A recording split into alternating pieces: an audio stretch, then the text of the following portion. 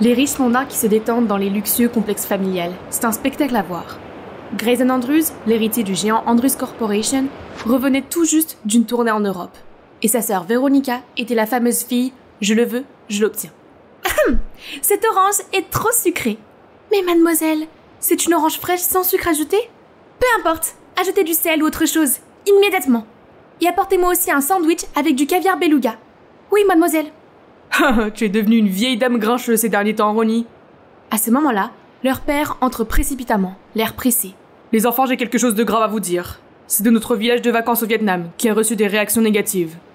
Est-ce le cas où les gens nous reprochaient de nuire à l'environnement ? C'est juste l'acte imprudent d'un employé et nous avons déjà réglé le problème, n'est-ce pas, papa ? C'est vrai. Mais je viens d'apprendre que les inspecteurs sont intervenus et que nous subissons de lourdes pertes. Je ne pouvais pas le voir continuer comme ça. J'ai donc envisagé de vous envoyer au Vietnam pour vous occuper de tout ça. Papa, tu peux compter sur moi. Le Vietnam ? N'est-ce pas ? C'est alors qu'une idée est venue à Veronica. Papa, laisse-moi partir avec Grayson. Je pourrais l'aider. Son père a réfléchi un moment avant d'accepter. Oh, le Vietnam, ça fait longtemps. Bien sûr, j'ai ma propre raison d'être ici, encore une fois. Et voici ma raison. Tout a commencé il y a 4 ans, lorsque la famille de Veronica s'est réunie dans le complexe de la famille Nam à l'occasion du Nouvel An lunaire, la fête du Tet. Wow, mon ami, regarde ce que tu es en train de construire. Tu as raison, je suis sûre que tout le monde va adorer. Chérie, ce complexe est sûrement rentable avec cette conception et cet emplacement. Si seulement on pouvait en avoir un comme ça. Pendant ce temps, Veronica, 14 ans, était totalement fascinée par quelqu'un d'autre. Au moment où ses yeux se sont posés sur Nam, Veronica était sûre d'avoir rencontré le bon. Mon Dieu, c'est ce qu'on appelle un coup de foudre ? Regarde-toi, la petite fille est devenue une jolie jeune fille, hein. Voici ton enveloppe rouge. Au lieu de l'enveloppe rouge, pourriez-vous me donner votre fils porte-bonheur ? Tout le monde éclate de rire devant son humour, y compris Nam. J'ai entendu dire que Nam était un excellent élève. Il ne faut pas gaspiller les talents, non ? Je pense que je vais lui offrir une bourse d'études en Amérique. Qu'en dites-vous ? Une bourse d'études aux États-Unis ? C'est sûrement une bonne opportunité pour moi. Il se retourne pour voir la réaction de ses parents, qui hochent la tête d'un air encourageant. Merci, monsieur Andrews. Je ferai de mon mieux pour vous rendre l'appareil. Mais ce n'est certainement pas lui qui a le plus joui de la situation, car le cœur de notre Veronica chantait aussi de joie. Cet été-là, Nam s'envole donc pour l'Amérique, avec toute l'impatience et l'excitation que lui inspire le pays des rêves. Il est hébergé par la famille de monsieur Andrews, et s'inscrit dans la même école que Veronica et Grayson. Dès la première semaine, il s'est imposé comme un génie à l'école. Il n'a pas fallu longtemps pour qu'il soit au top dans toutes les matières, et les professeurs étaient satisfaits car il participait activement aux activités. Mon fils, je suis très fier de toi. Aussi chaleureux que cela puisse paraître, les rires d'un repas de famille n'ont pas illuminé le fils de l'hôte, Grayson. Je n'avais jamais entendu le mot fier de la part de mon père. Ce n'est pas facile d'être l'héritier, mais j'ai fait de mon mieux. Pourquoi était-il toujours le plus remarquable ? Après le dîner, quand les autres sont partis, Madame Andrews s'est approchée de Nam. Ne te crois pas au-dessus de tout le monde, juste parce que mon mari t'a fait des compliments.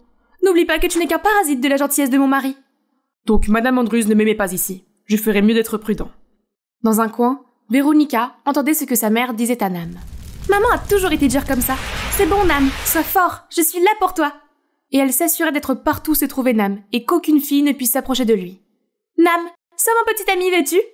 Ronnie, ne fais pas de scène ici. Oh, est-ce qu'il vient de m'appeler Ronnie ? Tout le monde, attention, Nam est à moi. Ne vous avisez pas de déranger mon âme. Pour sceller encore plus, elle a collé un tas d'autocollants sur ses vêtements et son sac. Joli tatouage, mon frère. C'est n'importe quoi. Tu l'aimes bien ? Tiens. Puis lorsque Grayson a couru loin, il a regardé sa main qui tenait un autocollant. Stupide fille. Elle n'a pas pu en concevoir un meilleur ? Vous pensez que c'est la fin du plan Comment obtenir le cœur de Nam ? Alors vous sous-estimez cette fille. Ah, Nam, j'ai eu une insolation. Je suis trop faible pour marcher seule. Ramène-moi à la maison.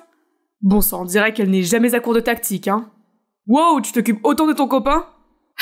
Nam, seigneur simp. Le bourdonnement des autres le dérangeait. Mais il ne voulait pas faire de dégâts, car il était redevable de la famille de Veronica. Et au fond de lui, il trouvait sa nuisance plutôt mignonne. Oh, il est si gentil. Peut-être qu'il m'aime bien aussi. Et puis Grayson a couru vers eux et leur a joyeusement annoncé la bonne nouvelle. Papa vient de gagner un gros contrat. Nous allons dîner dans le restaurant de Gordon Ramsay ce soir, les gars. Youpi! Tu es sûr que tu es fatigué ?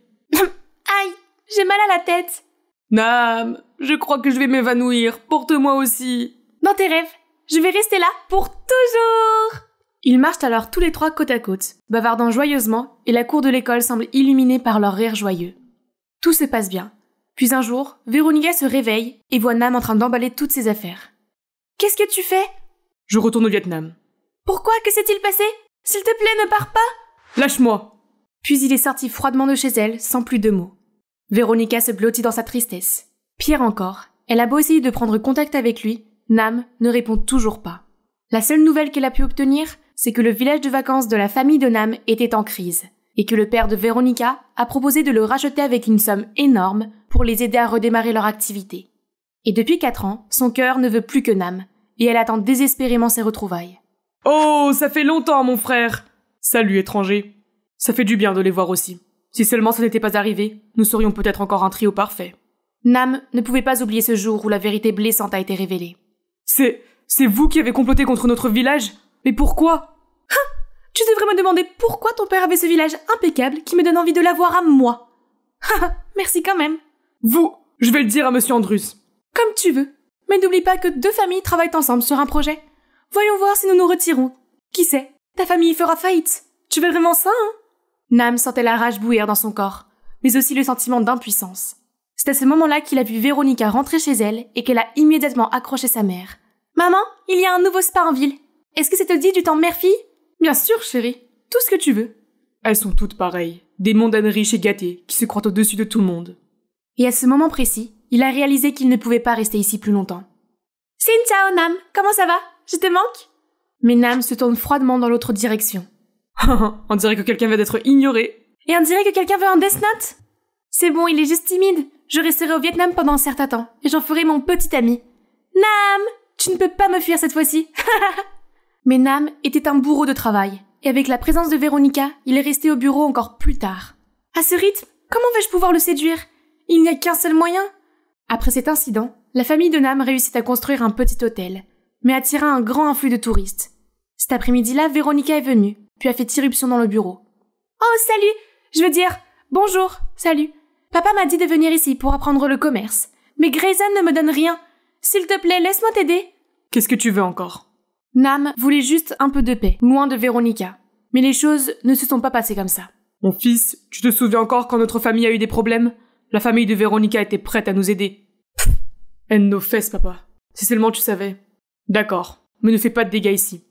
Le lendemain, Véronica travaille pour la première fois à l'hôtel de la famille Nam. Mangoustan, on n'en a pas aux États-Unis. Et vous, apportez-moi davantage. Les gars, vous pouvez porter le parasol ici? Je n'ai pas envie d'être un calamar brûlé. Tu ne m'as pas dit que tu voulais apprendre? Bouge tes fesses!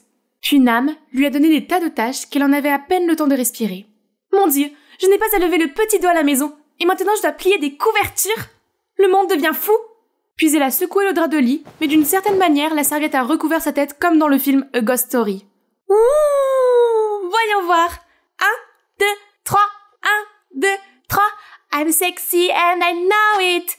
Elle ne savait pas qu'il y avait quelqu'un qui ne pouvait pas cacher son sourire en la regardant se ridiculiser. Elle n'a pas beaucoup changé, hein. Hé, qu'est-ce que tu fais? Fais-le correctement. Après sa première journée de travail, Véronica traînait son corps endolori jusqu'à la station balnéaire de sa famille. Je ne sens plus ma main et j'avais mal aux pieds en courant. Arrête de te plaindre, Ronnie. Ce n'est rien comparé à ce que j'ai fait aujourd'hui. Planifier les stratégies, promouvoir les services, bla bla bla. Grayson se retourna pour voir sa sœur déjà endormie comme une bûche. Il la couvre doucement lorsqu'il ressent un coup de fil de maman. Bonjour maman. Je vais très bien, pas besoin de s'inquiéter.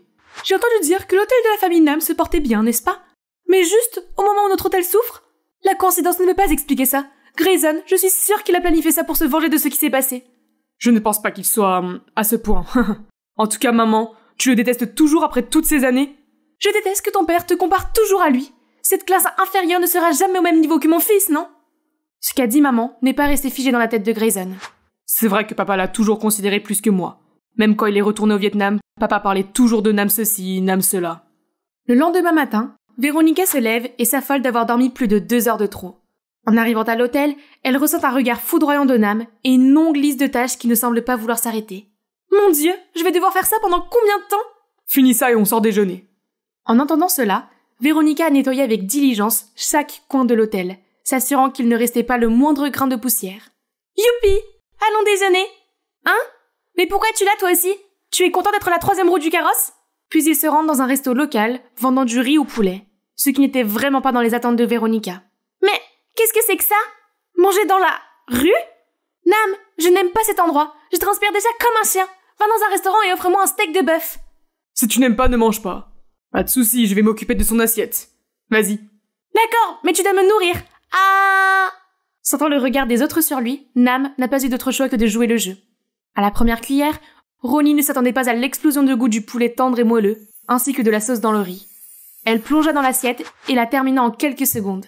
Doucement, personne ne prend ta nourriture. Puis il essuie délicatement le riz sur sa joue, ce qui fait bondir son cœur.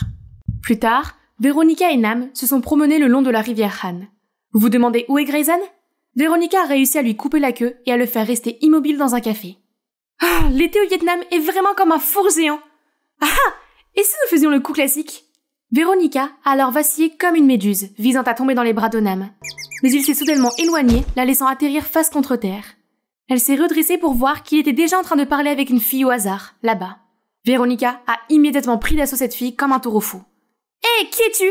Je suis la petite amie de Nam. Tu ferais mieux de rester loin de lui, ou alors… » Je suis désolée. À la prochaine fois. Puis Nam s'empresse de l'entraîner au loin.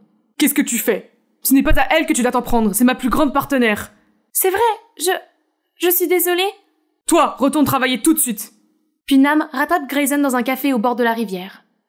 Ma sœur est un peu énervante, n'est-ce pas? En tant que frère, je m'excuse auprès de toi. Elle va bien la plupart du temps, mais parfois, ouais, tu sais, je ne sais pas quoi faire avec elle. Il y a toujours une réponse à tout, mon frérot.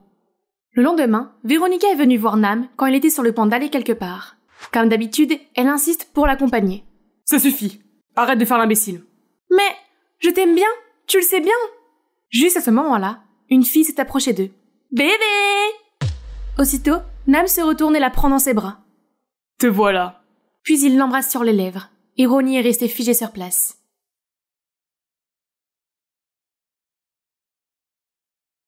Mais, je t'aime bien, tu le sais. À ce moment précis, une fille s'est approchée d'eux. Bébé! Aussitôt, Nam se retourne et la prend dans ses bras. Te voilà. Puis il l'embrasse sur les lèvres, et Ronnie est restée figée sur place. Qui est-elle? Ah, j'avais oublié. C'est Chi, ma petite amie. Salut! Quoi? Tu mens? Si tu as une petite amie, je dois le savoir! Je veux juste séparer ma vie personnelle de ma vie professionnelle, c'est un peu cryptique. Puis Nam et sa petite amie nouvellement annoncée sont partis laissant Véronica derrière eux, le cœur brisé. Mais je t'ai aimé en premier? Mon amour depuis l'âge de 14 ans s'était donc fané avant même d'avoir commencé à fleurir? Il s'avère que je me suis fait des illusions pendant tout ce temps. Cette nuit-là, Véronica n'a pas pu fermer l'œil. Il lui était trop douloureux d'affronter la vérité. Mais elle devait se présenter à l'hôtel de Nam le lendemain. Mais elle ne s'attendait pas à ce que depuis ce jour, Chi soit partout dans l'hôtel et s'accroche littéralement à Nam. Oh bébé, assis-toi ici. Tu as assez traîné dans mes rêves. Tes jambes doivent être fatiguées. Alors tu viens t'asseoir ici? J'ai peur d'avoir une sérieuse carence en vitamine D, parce que j'étais loin de toi, mon seul rayon de soleil pour toute la nuit. Et cela n'a fait que remplir Véronica de frustration, et aussi de suspicion. Dis, je me suis levée tôt pour te faire à manger. Chérie a besoin de la nourriture la plus organique et la plus fraîche de ce monde. Mais il est allergique aux cacahuètes. Oups, c'est vrai? Toi, Cheese, pas vrai? C'est Ti, pas de son de faim. Quel genre de petite amie es-tu si tu connais pas les allergies de ton petit ami? Quelle imprudence! Son visage serait sérieusement enflé comme si un écureuil avait mangé ça. Il doit y avoir quelque chose d'anormal entre eux. Hé, comment vous êtes-vous rencontrés? On s'est rencontrés à Dala. Oui, lors d'un voyage d'affaires, jeudi 21 septembre de l'année dernière. Il n'est pas nécessaire d'être aussi précis, n'est-ce pas? Le lendemain, l'hôtel de Nam organisait une petite fête pour les personnels. C'était amusant, mais voir le couple amoureux n'était qu'un inconvénient pour Véronica. Elle est donc partie prendre l'air, et en revenant dans le hall principal, Véronica a entendu Chi parler au téléphone avec quelqu'un. « Je sais que tu veux, bébé. Tu as raison, ce Nam n'a rien d'autre à faire que d'être riche. » Quoi? Elle s'est servie de Nam pour l'argent? Quel serpent! Véronica était sur le point de la confronter, mais elle était partie alors elle est immédiatement venue trouver Nam et était excitée à l'idée d'exposer le vrai visage de sa soi-disant petite amie. Mais au lieu de cela, il s'est mis en colère contre elle. Cesse de dire n'importe quoi. C'est une fille gentille, pas une jeune fille gâtée qui insiste pour avoir tout ce qu'elle veut. Tu insinues que je suis cette jeune fille gâtée? Ce sont tes mots, pas les miens. Tu es allé trop loin, Nam. Je t'aime bien, mais ça ne veut pas dire que tu peux dire des bêtises sur moi. Très bien alors, je te laisserai tranquille. Et sur ce, Véronica s'enfuit en courant, des larmes coulant sur ses joues. C'est ce qu'il pense de moi? Je le connais depuis longtemps. Mais voilà qu'il me traite comme une épine dans le pied, et qu'il pense même du mal de moi juste à cause d'une inconnue. À ce moment-là, Chi s'approche de Nam. Quelque chose ne va pas? Rien. En tout cas, je te remercie pour ta coopération. On dirait qu'elle ne va plus faire de bêtises. De rien. Oh, et lui transmettre aussi mes remerciements. Son idée est géniale. Nam s'en va, mais il n'est pas sûr d'être satisfait de ce qui vient de se passer. Et j'étais trop dur avec elle. Tôt le lendemain matin, Véronica est réveillée par un coup frappé à la porte. « Qu'est-ce que tu fais ici? Je me souviens ne pas t'avoir dérangé depuis hier soir. » Aujourd'hui je vais faire un voyage à Hoi An, pour préparer un voyage sur mesure pour nos clients. Tu veux venir? Non, je veux pas te déranger. Si c'est le cas, quel dommage. Il se trouve que je connais un bon banh mi Hoi An, mais si tu ne veux pas y aller, ce n'est pas grave. Hein? Pourquoi ne pas l'avoir dit plus tôt? J'ai toujours voulu manger un banh mi des Hoi An. Inscris-moi. En fait, c'est banh mi, pas banh mai. D'accord, banh mi. Ouais, c'est ça. Lorsqu'ils sont arrivés à Hoi An, Ronnie a été fascinée par la grâce médiévale de cette ancienne ville. Les rues aux maisons jaunes d'or étaient ornées de bougainvillées colorées et des lanternes vibrantes. En se promenant dans la ville, Ronnie a ressenti un élan de nostalgie à l'égard de son pays natal, dont elle s'était séparée depuis son plus jeune âge. Ah, c'est mignon. Et voilà. Hihi, Ronnie, maintenant nous ressemblons à des jumelles. Prenons une photo ensemble. Jumelles, mon cul. Oh, j'ai failli oublier la vraie raison pour laquelle je viens là. Mais le magasin de banh mi était bondé de gens qui faisaient la queue. Cela n'a pas fait hésiter Ronnie, qui ne pensait plus qu'au banh mi qui lui mettait l'eau à la bouche. Elle attendait patiemment son tour depuis près de 30 minutes. Mais à ce moment-là, une petite fille avec des yeux de chiot la regardait. Ronnie la regardait, puis elle a posé son banh mi fraîchement cuit sur ses mains. Et après quelques secondes d'hésitation, elle l'a donné à la petite fille. « Hé petite, c'est à toi maintenant !» Hein? Qu'est-ce qu'elle fait? Elle ne l'attendait pas depuis tout ce temps? Tu t'es déjà ennuyée? Je ne veux pas que ces enfants attendent sous cette chaleur torride. Ok, va attendre sous cet arbre. Je vais t'en chercher un autre. Tu en veux? Non, j'ai assez mangé. Hihi, Nam achète du pain pour moi, c'est mignon. Sa gentillesse a fait danser son cœur comme une folle, sans savoir que Chi la regardait de loin avec des yeux de braise. Ronnie dévorait joyeusement son pain lorsqu'elle remarqua une vieille femme avec un joug en bambou qui vendait quelque chose d'étrange. Qu'est-ce que c'est? Pan yen to, achetez-le, miam miam. C'est un bonbon vietnamien à la barbe de dragon. Des bonbons? Alors ces fils sont comestibles? Achète-le pour moi, Nam. Bébé, il n'y a que les enfants qui aiment ça. Mais Nam en a quand même acheté pour Ronnie. Elle était très excitée par ces étranges friandises, peut-être trop excitée au point de souffler si fort sur la poudre qu'elle en a accidentellement mis partout sur le visage de Chi. Quoi? Comment oses-tu? Ah! Oups! Je suis vraiment désolée, mais tu ressembles à Blanche-Neige à quelques nuances près. Tu vas bien? Oh, je vais bien, super bien. Ce n'est pas grave, Serette. Est-ce que j'ai l'air d'aller bien? Je sais qu'elle n'est pas la gentille fille qu'elle semble être. Attends de voir, je vais te démasquer. Et tu sais quoi? Si Nam n'était pas là, ce serait ta fin aujourd'hui. Plus tard dans la nuit, Chi sort secrètement pour rencontrer quelqu'un. Elle n'a pas froid aux yeux. Elle a l'audace de flirter avec quelqu'un qui est une petite amie. J'ai peur qu'elle ne gâche notre plan, chérie. Si c'est le cas, nous ferions mieux de nous dépêcher. Je sais quoi faire. Le lendemain matin, ne voyant personne, Chi se faufile dans le bureau de Nam et fouille partout. Ce maniaque de la propreté, où est-ce qu'il garde les documents? C'est alors qu'un mystérieux tiroir dans l'étagère attire son attention. Elle s'apprête à l'ouvrir lorsque l'assistante de Nam entre. Hé, qu'est-ce que vous faites ici? Ce n'est pas un endroit où l'on peut entrer facilement comme ça. Savez-vous qui je suis pour parler de façon aussi irrespectueuse? Je suis la petite amie de votre patron. Je peux donc aller dans son bureau quand je veux. Arrêtez vous deux. Madame Mai, vous pouvez sortir maintenant. Quand l'assistante est partie, Nam a regardé autour de son bureau, devenu à l'envers pour une raison quelconque. Chi, peux-tu me dire ce que tu fais dans mon bureau? Ah, rien. C'est juste que je cherche juste mon sac à main. Et toi, tu viens de me mettre dans l'embarras devant ton employé alors que tu es censé me protéger. C'est alors qu'une grosse dispute a éclaté entre eux, et juste au moment où Véronica passait par là et a entendu leur dispute minable. Oh, qu'est-ce que c'est? Haha, je l'ai bien dit, tout le monde sait qu'ils ne sont pas faits l'un pour l'autre dès le premier regard. Tu vois, ils sont déjà en train de se disputer férocement avant même que je ne lève le petit doigt. Alors je dois te rappeler que tu n'es qu'une fausse petite amie. S'il te plaît, respecte les limites. Très bien, ta fausse petite amie va partir. Laisse-moi voir comment tu t'occupes de ta queue. Le but de mon embauche n'est-il pas de chasser de l'agaçante Véronica? Toi! Fais attention, tu as besoin de moi plus que tu ne le penses, mon chéri. Véronica est brisée en 1000 morceaux par l'information qu'elle vient de recevoir. Donc, il n'y a rien entre eux pour de vrai? Mais Nam me déteste à ce point pour engager une inconnue pour être sa petite amie? Juste pour s'éloigner de moi? Qu'est-ce que j'ai fait de mal? Cette nuit-là, Ronnie s'est endormie en pleurant, le cœur meurtri. Quelques jours plus tard, elle s'est enfermée dans une chambre et s'est couverte de pensées obsédantes qu'elle n'arrivait pas à chasser. Nam a envoyé des messages pour prendre de ses nouvelles, mais elle ne voulait plus rien avoir à faire avec lui. Ce n'est que lorsque Grayson a frappé à la porte que Véronica s'est levée lentement. Ronnie, ça va? Je vais bien, laisse-moi tranquille s'il te plaît. Qu'est-ce que tu veux dire par bien? Regarde, tes yeux sont gonflés comme des balles de golf. Nam m'a demandé de tes nouvelles. Vous vous disputez? Va-t'en! Demander de mes nouvelles? Laisse tomber, je ferais mieux de ne plus déranger Nam. Je vais retourner aux États-Unis. Comme elle l'a dit, elle emballe immédiatement ses affaires et réserve un vol pour rentrer chez elle. En chemin, elle aperçoit une silhouette familière. Chi, qu'est-ce qu'elle fait chez nous à cette heure-ci? Pay!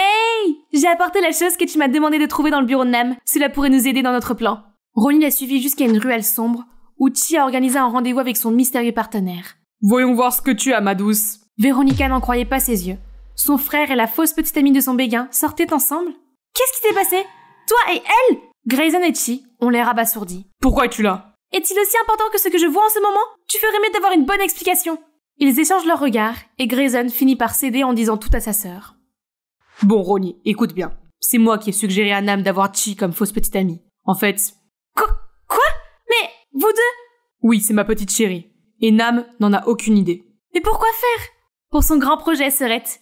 Il est temps que tu saches la vérité. Tu te souviens encore pourquoi nous sommes au Vietnam, non? Notre villégiature traverse une période difficile à cause de Nam. Cette station appartenait autrefois à sa famille, mais leurs mauvaises compétences en affaires l'ont plongé dans le chaos. Et lorsque notre famille a relancé la station, il est devenu jaloux et a tout fait pour la mettre à nouveau à terre.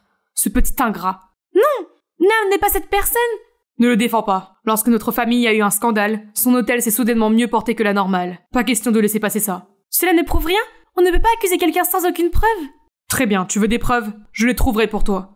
En attendant, si tu ne peux pas être utile, alors ne sabote pas mon plan. Partie conclue. Je te laisse une semaine. Et pendant ce temps, tu ne feras rien de mal contre Nam non plus. La fratrie s'oppose l'un de l'autre sur cette affaire. Grayson partait avec sa petite amie, tandis que Ronnie restait là, à essayer de tout assimiler. C'était une période difficile, pleine de nouvelles et de vérités pour elle. Oui, le Nam que je connais ne ferait jamais une telle chose, et je resterai ici pour prouver que mon frère s'est trompé à son sujet. Je l'espère. Bébé, tu ne laisses pas passer ça juste parce que ta sœur a dit quelques mots stupides, n'est-ce pas? Pas question, bébé. Tu sais à quel point ma sœur est têtue. Je n'ai accepté que pour qu'elle nous laisse tranquille. Le plan tient la route, bébé. Le lendemain matin, Véronica retourne travailler à l'hôtel de Nam comme si de rien n'était. Oh, tu es là? J'ai cru que je t'avais trop forcé et que tu avais déjà abandonné. Non, j'avais bien. Pour qui me prends-tu? Il me considère comme un insecte et il pense même que j'abandonne rapidement. C'est la totale, hein. À ce moment-là, Chi apparaît soudainement, passe ses bras autour du cou de Nam et l'embrasse sur les joues. Bonjour bébé, qu'est-ce que je peux faire pour toi aujourd'hui? Oh salut Ronnie, ça fait longtemps qu'on ne s'est pas vu. Voir Chi se comporter en amoureuse éhontée de Nam devant Ronnie alors qu'elle connaissait toute la vérité l'a encore plus irritée. Il ne faut pas sous-estimer ce serpent. Qu'est-ce qu'elle manigance? Je ferais mieux de me méfier d'elle. Plus tard dans la journée, alors qu'elle travaille près de la cuisine, Véronica aperçoit Chi en train de faire quelque chose de louche. Voir Chi se comporter en amoureux éhonté de Nam devant Ronnie, alors qu'elle connaissait toute la vérité, l'a encore plus irritée. Il ne faut pas sous-estimer ce serpent. Qu'est-ce qu'elle manigance? Je ferais mieux de me méfier d'elle. Plus tard dans la journée, alors qu'elle travaillait près de la cuisine, Véronica aperçut Chi en train de faire quelque chose de louche. Hé, qu'est-ce que tu fais? Rien. Véronica s'est immédiatement penchée pour voir un paquet de nourriture froissée dans une poubelle à proximité. Quoi? La date de péremption était 2023. Il y a un an? Hey, pourquoi avons-nous encore de la nourriture périmée ici? Ah mon Dieu! Mais c'est de la glace que la chambre 302 a demandé? Ronnie a immédiatement demandé au personnel de vérifier toutes les commandes de nourriture et s'est précipité sur le chariot de nourriture qui devait arriver à la chambre 302. La nouvelle ne tarda pas à parvenir à Nam, qui se précipitait dans la chambre pour voir que Ronnie y était déjà. Excusez-moi, madame. Au nom de l'hôtel, je vous présente mes excuses pour ce désagrément. C'est de notre faute si nous n'avons pas bien formé notre personnel. Je vais lui parler maintenant. Puis il entraîne Ronnie dans un coin. Tu gâches les efforts des autres à cause de ton irresponsabilité, tu vois. Si tu ne peux pas le faire correctement, alors ne fais rien. Ces paroles étaient comme des milliers de poignards qui transperçaient le cœur de Ronnie. Ok, maintenant j'ai compris. À ses yeux, je n'étais que superficielle. Soudain, l'invité s'approche d'eux. Excusez-moi, je sais que vous enseignez à votre personnel et que je n'ai pas à m'en mêler, mais cette fille n'est pas celle qui a livré la nourriture tout à l'heure. Mais elle est venue ici et s'est sincèrement excusée pour ce qu'elle n'a pas fait, ce qui est très appréciable. Vous devriez plutôt la récompenser. En entendant cela, Ronnie n'a pas pu retenir ses larmes et s'est enfuie. Ronnie! Véronica! Désolé, je dois y aller. Notre directeur vous parlera bientôt et l'hôtel vous offrira un dédommagement pour vos ennuis. Mon Dieu, ma colère a pris le dessus et je l'ai blessée une fois de plus. Où es-tu, Ronnie? J'ai été trop bête pour continuer à lui courir après comme une idiote, alors qu'il n'en avait rien à faire et qu'il voulait même me mettre dehors. Ok, très bien, je partirai comme tu le souhaites. Dans la vision floue due aux larmes, Ronnie aperçoit le visage souriant de Chi, celle qui est derrière tout ça. S'il n'y avait pas eu mon frère et mes deux familles, je t'aurais déjà démasqué, espèce de serpent. Ce soir-là, Ronnie ne voulait pas affronter Nam à l'hôtel. Alors elle a couru jusqu'à la rivière Oi pour prendre l'air, et devant ses yeux se trouvait Hoi An, avec un charme différent. La nuit, alors que l'obscurité recouvrait tout, des lanternes colorées s'allumaient, étirant les lumières étincelantes dans tous les coins de la ville ancienne. Mais la vue splendide ne la rendait pas plus heureuse. Elle traînait tristement les pieds sur le trottoir lorsqu'elle aperçut une vieille femme assise au bord d'une rivière qui vendait des lanternes flottantes, et ses mains tremblaient lorsqu'elle essayait de les allumer. Laissez-moi vous aider, d'accord? Puis elle s'est assise et l'a aidé à allumer les bougies et à livrer les lanternes aux acheteurs. En voyant leur visage s'illuminer à la lumière des bougies, Ronnie sourit inconsciemment. C'est comme si tout le monde sifflait ses rêves dans les lanternes et que la rivière donnait des ailes aux souhaits pour qu'ils s'envolent haut et loin. Ronnie était plongée dans ses pensées lorsqu'elle se brûla accidentellement. Tu vas bien? Quoi? Ronnie, écoute, je suis venue m'excuser pour le malentendu de cet après-midi. J'aurais dû t'écouter d'abord. Laisse-moi t'aider, ne fronce pas les sourcils comme ça, sinon tu seras bientôt une vieille femme toute ridée. Eh, salut la terre, à Véronica. Très bien, laisse-moi te faire visiter. Nous n'avang que demain avant de retourner à Danang. Tu regretteras si tu n'y vas pas. Allez, je t'en supplie, d'accord? Véronica était toujours d'humeur massacrante, mais elle tendit la main sans le savoir. Ils ont ensuite dit au revoir à la vieille dame et ont marché côte à côte le long de la rivière Ojai. Mais personne ne dit rien, jusqu'à ce que... Est-ce que tu vas m'ignorer éternellement comme ça? Tu penses que je suis une fille ennuyeuse, n'est-ce pas? Hein? Pourquoi tu demandes ça? Non, peut-être. Alors pourquoi tu as embauché une fausse petite amie juste pour m'éviter? Quoi? Elle le savait? Mais comment? Je suis désolée. C'était la raison au début, mais il s'avère que je me suis trompée sur toi. Tu as un bon cœur et tu ne mérites pas ce genre de choses. Peut-être qu'il est trop tard, mais je suis encore une fois désolée. J'aurais dû y réfléchir avant. Qu'est-ce qui te fait penser ça de moi? C'est comme si, il y a quelques années, tu avais soudainement claqué une porte devant moi sans un mot, et que maintenant tu étais devenu indifférent et haineux envers moi. Pourquoi, Nam? Il s'est passé quelque chose et je te le dirai quand le moment sera venu. Fais-moi confiance, je ne t'ai jamais détesté et je ne te détesterai jamais. Qu'est-ce que je dois faire pour que tu me pardonnes? Je ne sais pas. Mais peut-être... Ah, pédalo. Ou ici ils appellent Dabvit, n'est-ce pas? Oui, je veux essayer le Dabvit. Mais nous n'avons pas fini. D'accord. Le lendemain, Nam emmène Ronnie faire du pédalo comme il l'avait promis. Ok, Dap, c'est le pédalo. Vite, c'est le canard. Mais attendez, c'est clairement un signe. Pourquoi? Je ne sais pas non plus. Le vietnamien est compliqué. Haha. Ayant des billets, 2 d'entre eux attendaient d'être sur le bateau, et Véronica ne pouvait pas cacher son excitation. Ok, fais attention, c'est un bateau à bascule. Je ne suis pas une enfant? Puis Ronnie saute avec excitation sur le bateau, le faisant osciller d'un côté à l'autre, et il vacille encore plus alors qu'elle est extrêmement paniquée. Je n'ai pas encore regardé la saison 5 de Stranger Things! Je ne peux pas mourir maintenant! Nam! Sauve-moi! Je t'ai dit quoi? Maintenant, prends ma main.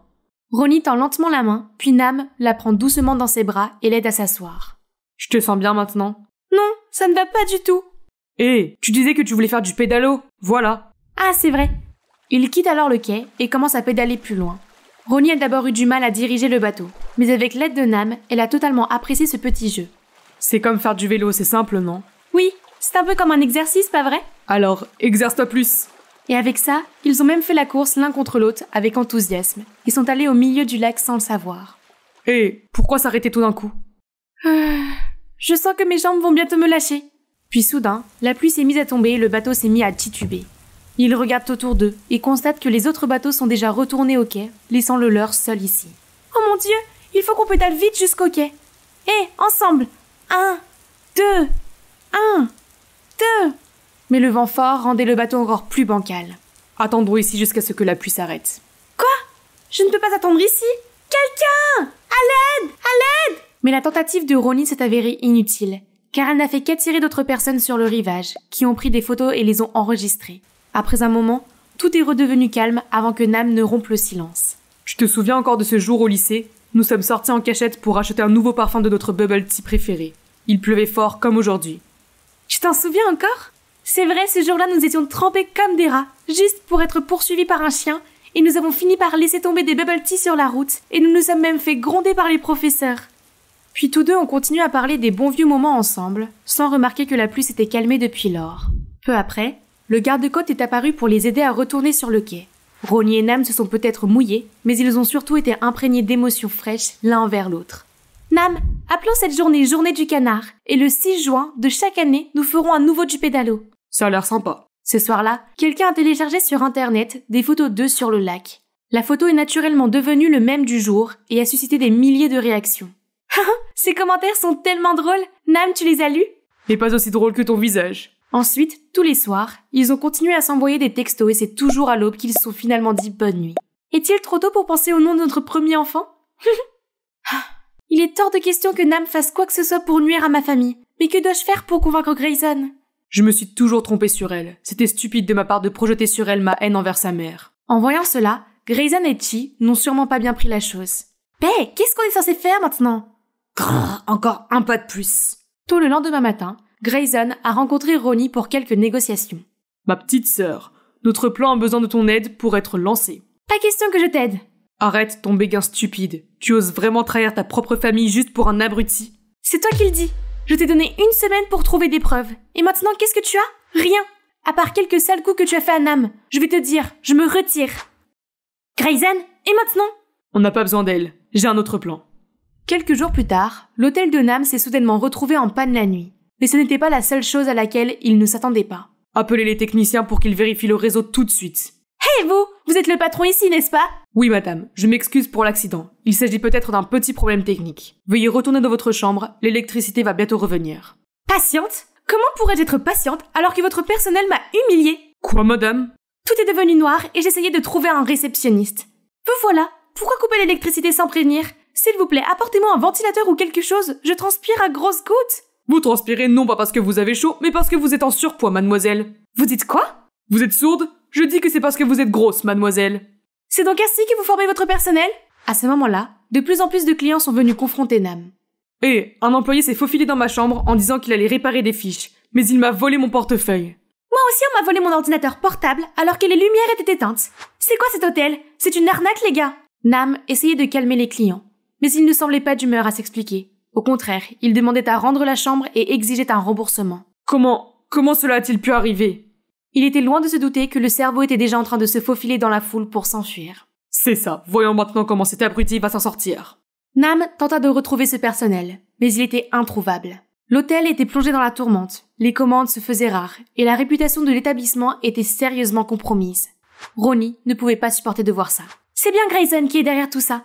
C'est mon frère, mais il a tort cette fois. Même s'il est vrai que Nam voulait nuire à notre villa familiale, il y a bien d'autres façons d'y faire face. Et elle le pensait vraiment. Elle est venue directement pour trouver Grayson. C'est toi, n'est-ce pas? De quoi tu parles?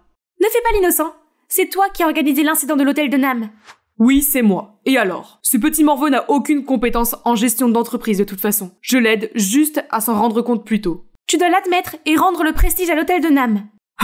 Tu rêves, ma petite sœur? Oh non, mon grand frère, je suis désolée de te dire qu'en fait, j'ai déjà enregistré notre conversation. Si tu n'as pas le courage de l'admettre, alors laisse ta petite sœur le faire. Hey, je ne sais rien de tout ça. Ne me mêle pas à ça, bye. Pourquoi tu fais ça? Je suis ton frère. C'est pourquoi je veux que tu comprennes. Nous ne pouvons pas nous venger en nous vengeant. Bon sang, cet abruti t'a jeté un sort ou quoi? Pourquoi lui fais-tu encore aveuglément confiance? C'est lui qui a fait chuter notre villa. C'est alors que Nam fait irruption, sans crier gare. Qui t'a dit que j'avais fait du mal à ta famille?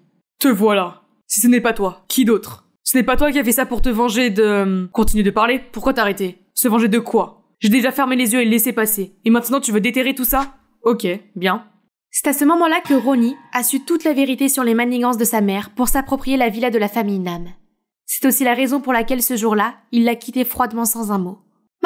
Ma mère? Alors mon père était aussi dans le coup? Non, ton père n'est pas du tout au courant. Monsieur Andrews a eu la gentillesse de nous aider avec une belle somme pour repartir à zéro. Il a été très gentil avec nous, alors je ne veux pas faire d'histoire. Tu le sais depuis le début, mais tu continues à parler de vengeance? Tu ne vois pas que c'est notre famille qui doit porter le chapeau? Grayson, c'est le karma que nous devons prendre. Je suis tellement déçue par toi et maman. Nam, je m'excuse auprès de toi pour tous les problèmes que ma famille t'a causés, à toi et à ta famille. Je vais m'occuper de ça dès que possible. Puis Veronica a demandé à Grayson d'admettre publiquement son stratagème et de s'excuser auprès de Nam. Ce n'était pas facile pour Grayson, mais je sais qu'au fond de moi, mon frère n'est pas une mauvaise personne. Grâce à cela, l'hôtel de Nam a recommencé à fonctionner comme avant. Après cela, Ronnie et son frère sont revenus aux États-Unis et ont dit la vérité à leur père. Quoi? Tu as fait ça derrière mon dos pendant tout ce temps? Tu sais quoi? On est plus frères l'un que l'autre. Quand je n'avais rien, c'est lui qui m'a aidé à m'élever. Et maintenant, tu rends le mal pour le bien? Madame Andrew était perplexe, car c'était la première fois qu'elle voyait son mari aussi fou. Elle reconnaît ses torts et quelques jours plus tard, leur propose de revenir au Vietnam pour s'excuser auprès de la famille de Nam, qui ne peut bien sûr pas croire ce qu'on lui dit. Ils ont gardé le silence pendant un moment, puis... Pour être honnête, cette nouvelle est totalement étrange pour moi. Mais c'est du passé maintenant. Finissons-en une fois pour toutes. Et après tout cela, la fratrie s'est finalement retrouvée du même côté dans l'affaire. J'allais te le dire avant, mais ce n'est qu'aujourd'hui que j'en ai le courage. Mais merci Ronnie. Tu ne le croiras peut-être pas. Sans toi et l'enregistrement, je n'aurais peut-être pas été capable de me réveiller du cauchemar de la vengeance et d'admettre mes torts. J'ai été stupide de laisser la haine et la jalousie obscurcir mes jugements et d'agir bêtement. Mais grâce au grand cœur de Nam et à ta droiture, j'apprends maintenant mes propres leçons. Et puis, il pourrait être un bon beau-frère, Frangine. Comment cela a-t-il pu arriver, alors que nos familles et moi seule avons causé trop de problèmes à sa famille et à lui?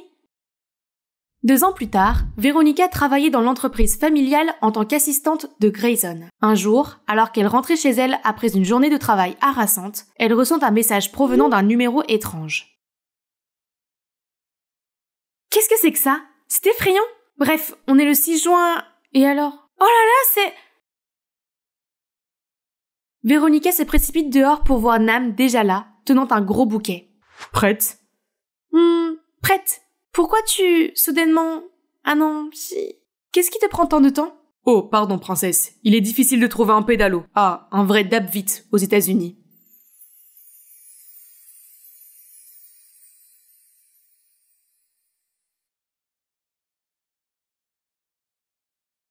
C'était une journée normale et ennuyeuse à l'épicerie. J'empilais du lait dans le réfrigérateur quand Camilla, ma collègue de travail, est venue me dire « Leila, tu dois m'aider, j'ai un rendez-vous demain soir, mais je suis occupée. Tu pourrais y aller à ma place. » Attends, quoi? Je ne connais même pas ton rencard. En plus, j'ai un petit ami, Lorenzo, tu te souviens? Elle a commencé à m'expliquer ce service de rencontre et m'a assuré qu'il était 100% légal. Il s'agissait principalement d'hommes solitaires qui voulaient de la compagnie. Tout ce que j'avais à faire était de leur parler, et bien sûr, les câlins et les baisers sont strictement interdits. Et à la fin du rendez-vous, il me payait. Non, merci. Pas question que je fasse ça. Après mon travail, je suis rentrée chez moi et j'ai vu ma propriétaire devant ma porte. Elle s'est mise à me crier dessus que je lui devais encore 5 mois de loyer, et que si je ne payais pas avant la fin de la semaine, elle me mettrait dehors. Je l'ai suppliée de me donner plus de temps, mais c'était inutile. Mon Dieu, que faire? Où pourrais-je trouver autant d'argent dans un délai aussi court? Oh, attends une minute. Et le service de rencontre de Camilla? On dirait que je n'avais plus le choix. Alors, je l'ai appelée et j'ai accepté d'aller à ce rendez-vous. Je suis donc là pour mon étrange soirée de rendez-vous. J'ai mis la robe la plus basique que j'ai pu trouver. Oh là là, je me suis sentie nerveuse. Je ne sais pas quoi dire ni comment agir. Oh, ça doit être lui. Mon Dieu, Camilla! Comment a-t-elle pu oublier de mentionner que ce type avait la 50aine? Les gens vont penser que c'est mon sugar daddy. Reste concentrée, Leila. Je ne pouvais pas abandonner car ma maison en dépendait. Alors je me suis approchée lentement de l'homme.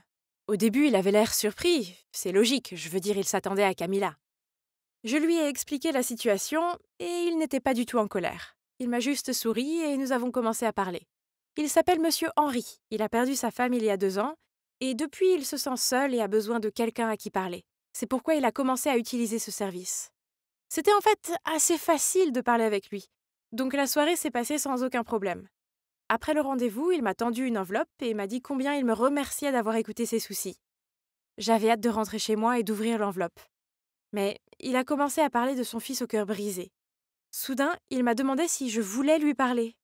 Évidemment, j'ai refusé car c'était un geste unique pour aider Camilla. De plus, j'ai un petit ami, et d'ailleurs il serait furieux si jamais il apprend ça. Le lendemain, j'ai payé à la propriétaire 2 mois de loyer et lui ai assuré que j'aurais le reste avec elle bientôt. Mais à mon grand étonnement, elle m'a forcé à payer en une seule fois. Eh bien, devinez où je suis maintenant? Dans un café, à attendre Monsieur Henry et son fils. Ah. Oh, il est là.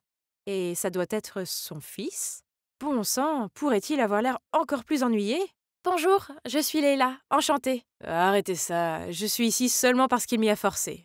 Alors finissons-en. Leila, merci d'être venue. Voici mon fils, Léon. Ne faites pas attention à son attitude. Puis Monsieur Henry nous a laissés seuls. Bon sang, Léon était un sacré cas. Si je lui posais des questions, il se contentait de hausser les épaules ou de renifler. Et quand il a finalement parlé, il a dit de façon sarcastique « Alors, Leila, j'espère que l'argent en vaut la peine ?» Quoi? Quelle impolitesse! Puis il a continué. Tu dois être désespérée. Tu n'as pas honte de toi? Oh!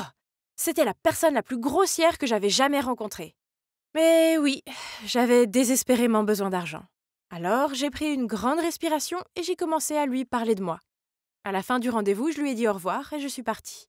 Quelle expérience désagréable! Mais au moins, c'était la fin, non? Pas du tout. Monsieur Henry m'a demandé de rencontrer Léon plusieurs fois. Qui étais-je pour refuser? J'avais besoin d'argent. Mais Léon commençait à me taper sur les nerfs, car tout ce qu'il faisait, c'était s'affaler sur son siège, avaler sa boisson et ne rien dire. Donc c'était à moi de faire toute la conversation. J'ai commencé à lui raconter toutes sortes de choses sur mon passé, ma famille et mes amis, et même sur mes projets d'avenir. Et Léon est resté assis là, à tout écouter. Et ça s'est finalement terminé, et Monsieur Henry m'a payé pour que je n'ai plus jamais à rencontrer Léon. Parce que les dernières semaines avaient été occupées à sortir avec Monsieur Henry et son fils, je n'avais pas beaucoup vu Lorenzo. Donc le week-end dernier, je l'ai invité chez moi et j'ai cuisiné pour lui. Nous étions sur le canapé à nous câliner en regardant un film quand Lorenzo a dit d'un ton sérieux « Leila, nous devons parler. » Mais soudain, mon téléphone a sonné. C'était Monsieur Henry. Je me suis rapidement précipitée sur le balcon pour décrocher. Il voulait que je sois la compagne de Léon au mariage de son fils aîné et il était prêt à payer le double. Oh, cela semblait horrible, mais en plus du loyer, je devais aussi payer les frais d'université et la nourriture et mon maigre revenu de l'épicerie était loin de couvrir tout cela. J'ai donc accepté à contre-cœur. Quand je suis retournée à l'intérieur, j'ai demandé à Lorenzo ce qu'il voulait me dire. Il a répondu avec hésitation qu'il devait partir en voyage d'affaires pour 2 semaines. Peut-être que c'était mieux, car je pouvais partir avec Léon sans m'inquiéter pour mon petit ami. Oh, je me sentais si coupable! Je jure que c'est la dernière fois que je fais ça. Léon est venu me chercher et dès qu'il m'a vue dans ma robe, il a insisté pour que je ne porte pas une chose aussi laide. Oh, il était tellement grossier! Je lui ai dit que je n'avais rien d'autre, alors il m'a conduite à une boutique de robes et a demandé au personnel de m'apporter la plus belle robe du magasin pour l'essayer. Oh mon Dieu, elle était magnifique! J'étais bouleversée quand je me suis vue dans le miroir. Eh bien, j'étais vraiment superbe dans cette robe. Et Léon devait le penser aussi car il ne pouvait pas détacher ses yeux de moi. C'est une honte que je ne puisse pas me le permettre. Mais avant que je puisse l'arrêter, il a continué et l'a payé. Oh, quelle frustration! J'attendais que le mariage commence pendant que Léon flirtait avec quelques filles. Dieu merci, Lorenzo n'était pas comme ce crétin. Puis, tout le monde a rejoint sa place et le mariage a commencé. Le marié s'est dirigé vers l'autel dans ce costume luxueux. Mec, ça doit être bien d'être riche. Mais n'est-ce pas... C'est Lorenzo! Mon Lorenzo! Nos regards se sont croisés et il avait l'air aussi choqué que moi. Mais au lieu de courir vers moi et de tout m'expliquer, il m'a juste ignoré et a continué avec le mariage. J'ai dû les regarder prononcer leurs vœux, échanger les alliances et s'embrasser. J'ai cru que j'allais m'évanouir d'une minute à l'autre. Puis, à la réception du mariage, Léon m'a traîné vers Lorenzo et m'a présenté comme sa petite amie. Une véritable folie. Puis une jolie fille a distrait Léon à nouveau et il a couru après elle.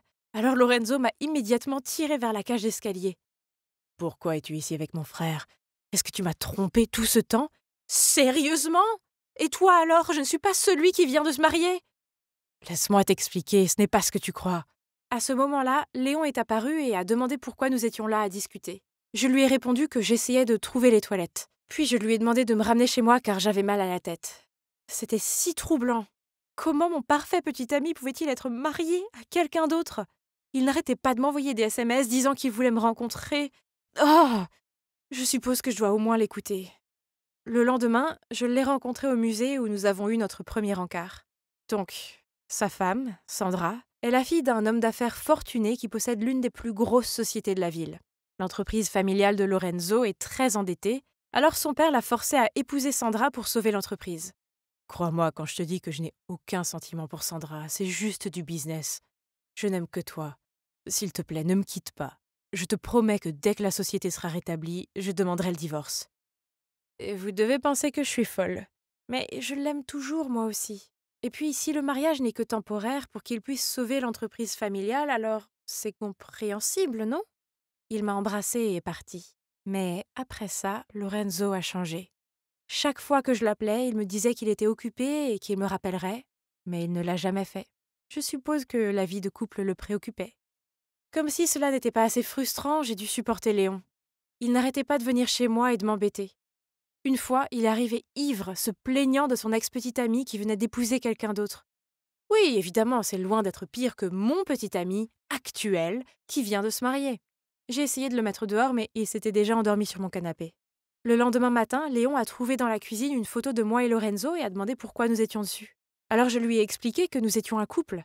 Léon a commencé à rire et à me traiter de ridicule. Nous nous sommes disputés et à la fin je l'ai fait partir. Je me fiche de ce que tout le monde pense. Je crois à Lorenzo. Puis, quelques jours plus tard, je sortais du collège quand j'ai vu Monsieur Henry qui m'attendait. Il a poussé un léger soupir puis a dit « Je vais être bref. Reste loin de Lorenzo. Il est marié. Leila, je t'aime bien, mais si tu essayes de perturber le mariage de Lorenzo, je n'hésiterai pas à te compliquer les choses. Oh mon Dieu! Je n'arrive pas à croire que Léon m'ait dénoncé. Oh! Quel grand gamin! En colère, j'ai pris mon téléphone et lui ai dit ce que je pensais. Oh mon Dieu! Je ne peux pas croire que t'as parlé à ton père de moi et Lorenzo. Tu es un vrai crétin! Laisse-nous tranquilles et occupe-toi de tes affaires. Si tu fais confiance à Lorenzo, alors c'est ton problème. Mais il n'est pas aussi innocent qu'il le prétend. Lui et papa feraient tout pour l'entreprise. Qu'est-ce que ça veut dire? J'ai raccroché sans le laisser dire un mot de plus. Cet abruti n'a même pas essayé de dissimuler son action. Je ne pouvais pas les laisser faire. Je devais me battre pour nous. Le lendemain, je suis entrée directement dans le bureau de M. Henry, même si sa secrétaire a essayé de m'en empêcher. Je lui ai dit en face que je n'abandonnerais jamais Lorenzo malgré ses menaces. Et tu sais quoi? Forcer ton fils à se marier juste pour sauver l'entreprise fait de toi un lâche. M. Henry a éclaté de rire. Eh bien, ce qui s'est passé ensuite était loin d'être drôle. Il s'avère que c'était l'idée de Lorenzo d'épouser Sandra. Léon avait raison, les deux feraient tout pour l'entreprise. Une autre chose, Léon n'a pas dit à M. Henry pour Lorenzo et moi. M. Henry nous a vu parler au mariage, alors il a engagé quelqu'un pour enquêter sur nous. J'avais totalement tort à propos de Léon. Juste à ce moment-là, Lorenzo est entré et s'est arrêté net en me voyant.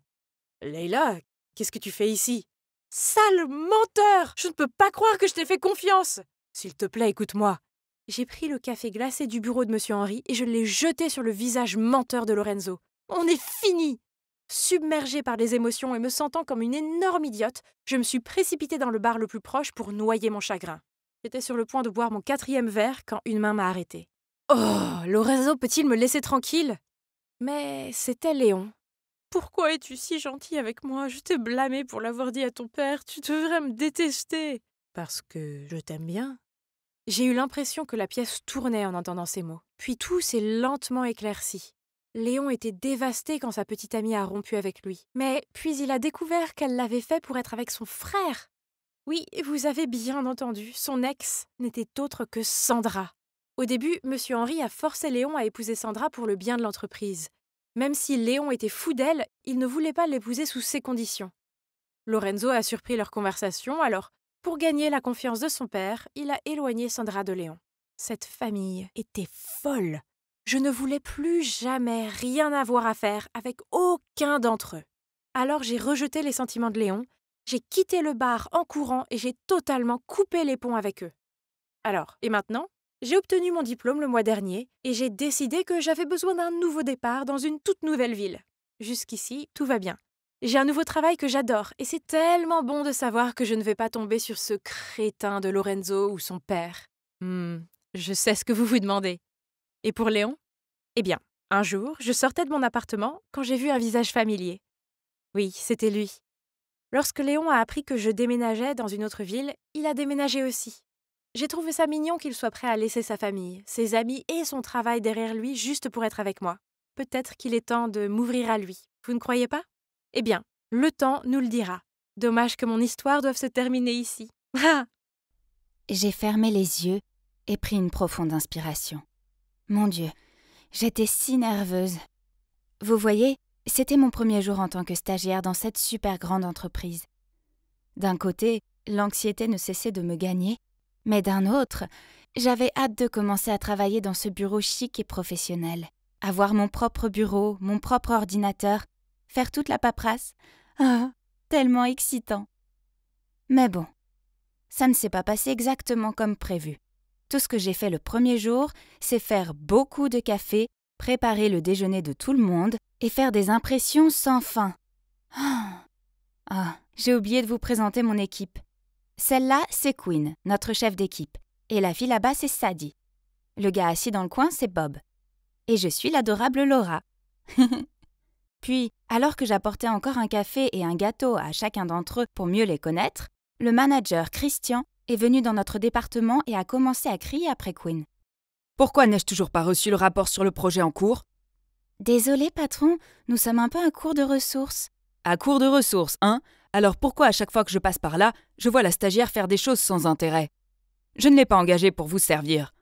Est-ce clair ? » Puis Christian m'a regardé et a dit « Toi, la stagiaire, dans mon bureau. » J'ai suivi Christian dans son bureau en me sentant très anxieuse. Ai-je fait quelque chose de mal? Puis soudainement, Christian m'a enlacée par derrière. J'étais tellement effrayée que je l'ai immédiatement repoussé. « Qu'est-ce que tu fais? Tu ne peux pas faire ça ici !» Désolée. Juste le fait de te voir ici me rend si heureux. Mais c'est quoi ce visage tendu? Oh, je t'ai jamais vu crier après quelqu'un, donc c'était un peu effrayant. Ça? Oh, ce n'est rien. Vous vous demandez pourquoi mon manager me faisait un câlin? Eh bien, en fait, Christian est mon petit ami. Vous voyez, j'étais dans mon dernier semestre à l'université. Je lui ai dit que je voulais faire un stage parce que ce serait bien pour moi. Alors il a insisté que je le fasse dans son entreprise. Au début, je ne pensais pas que c'était une bonne idée. Je veux dire, les couples qui travaillent ensemble ne restent pas ensemble, non? Mais il a réussi à me convaincre du contraire. Alors me voilà. Malgré tout, je ne voulais pas que quiconque au bureau soit au courant de notre relation. Donc, je ne l'ai pas laissé me conduire au travail et déjeuner ensemble, et aussi une des choses interdites. Christian n'a fait aucun commentaire. Il a probablement compris pourquoi c'était nécessaire. Mais un jour, à la fin de la réunion avec notre département, Christian était en train de sortir de la salle de réunion quand il s'est soudainement arrêté, s'est retourné et a dit devant tout le monde « Oh, au fait, je veux juste que vous sachiez que Laura est ma petite amie. Ok? Bye. » « Oh mon Dieu! Pourquoi diable a-t-il fait ça ?»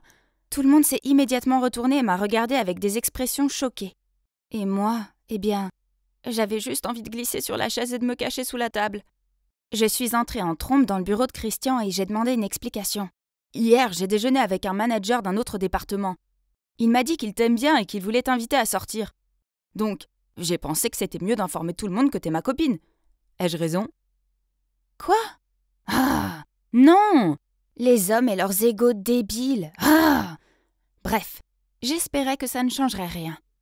Mais comme je le craignais, ça l'a fait. Énormément. Dès qu'on a découvert que j'étais la copine de Christian, on a commencé à me traiter différemment. Chaque fois que j'entrais dans une pièce, ils arrêtaient tout de suite de bavarder et me jetaient des regards gênants. Ou, après le travail, ils sortaient boire un verre mais faisaient exprès de ne pas m'inviter. C'est nul d'être mise à l'écart comme ça. Puis un jour, c'est devenu bien pire. Je suis arrivée au bureau très tôt, car je devais envoyer un mail avant 9h. Mais mon PC ne s'allumait pas, alors je me suis mise sous la table et j'essayais de voir si un câble était débranché. Juste à ce moment-là, Bob et Sadie sont entrés dans le bureau en bavardant. Il est clair que Laura n'a obtenu ce stage que parce qu'elle est la copine de Christian. Et t'as vu ses vêtements? Que des marques chères. Eh bien, avoir un copain qui est le directeur d'une grande entreprise doit être extra.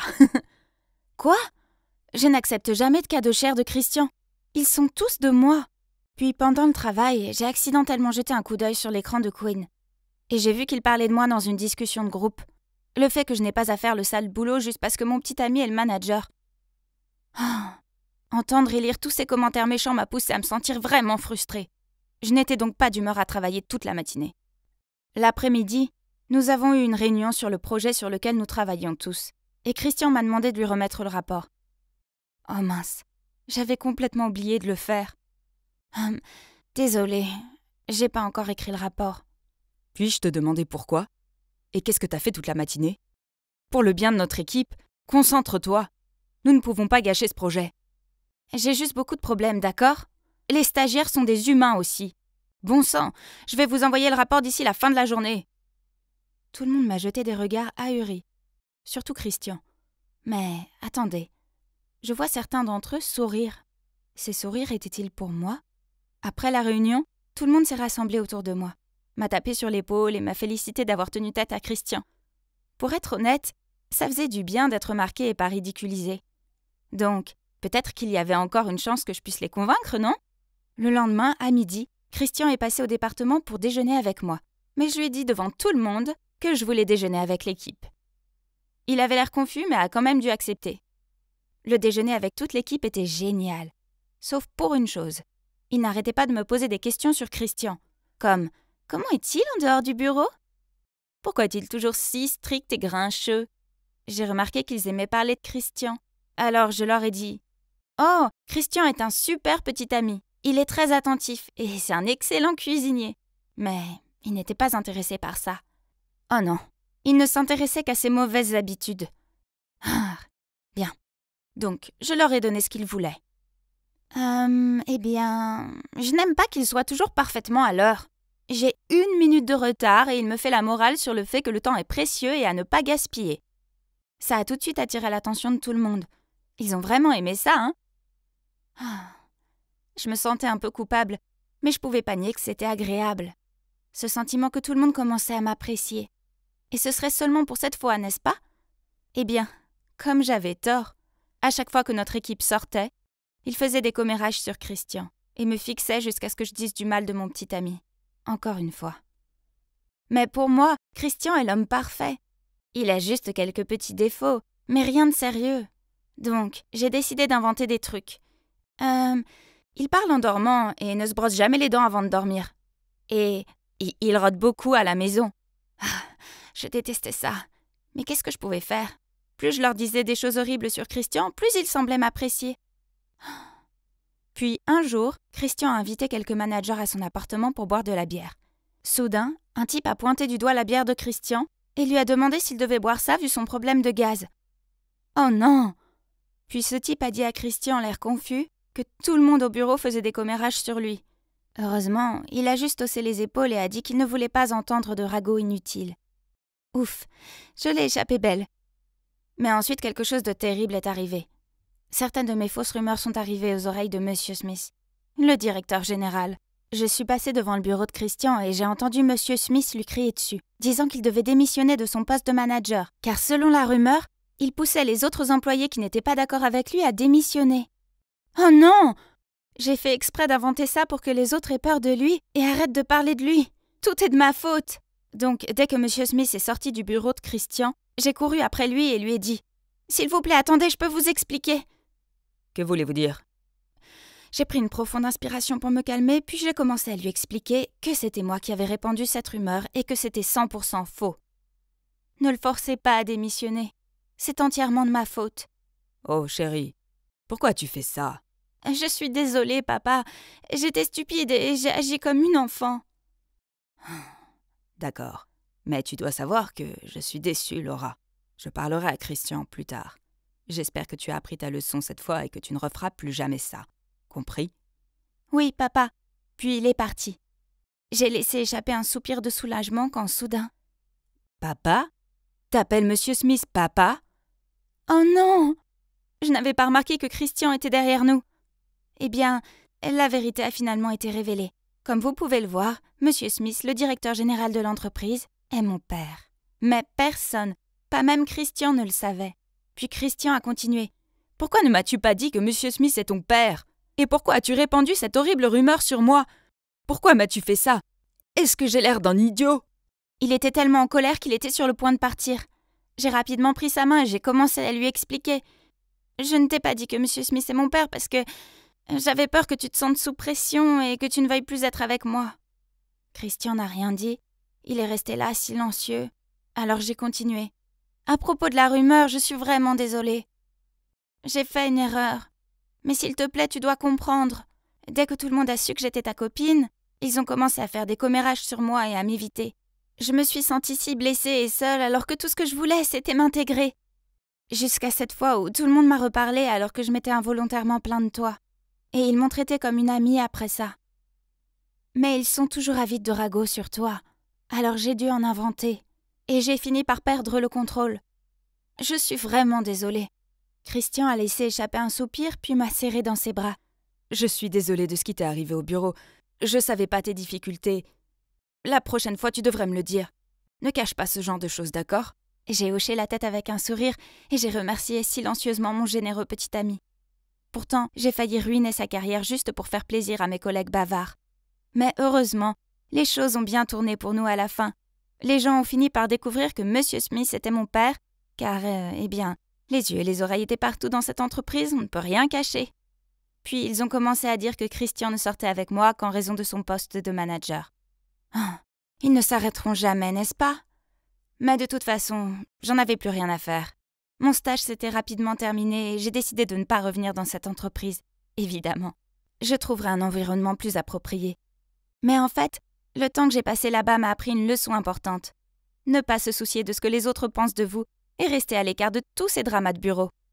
C'est tellement épuisant. Oh!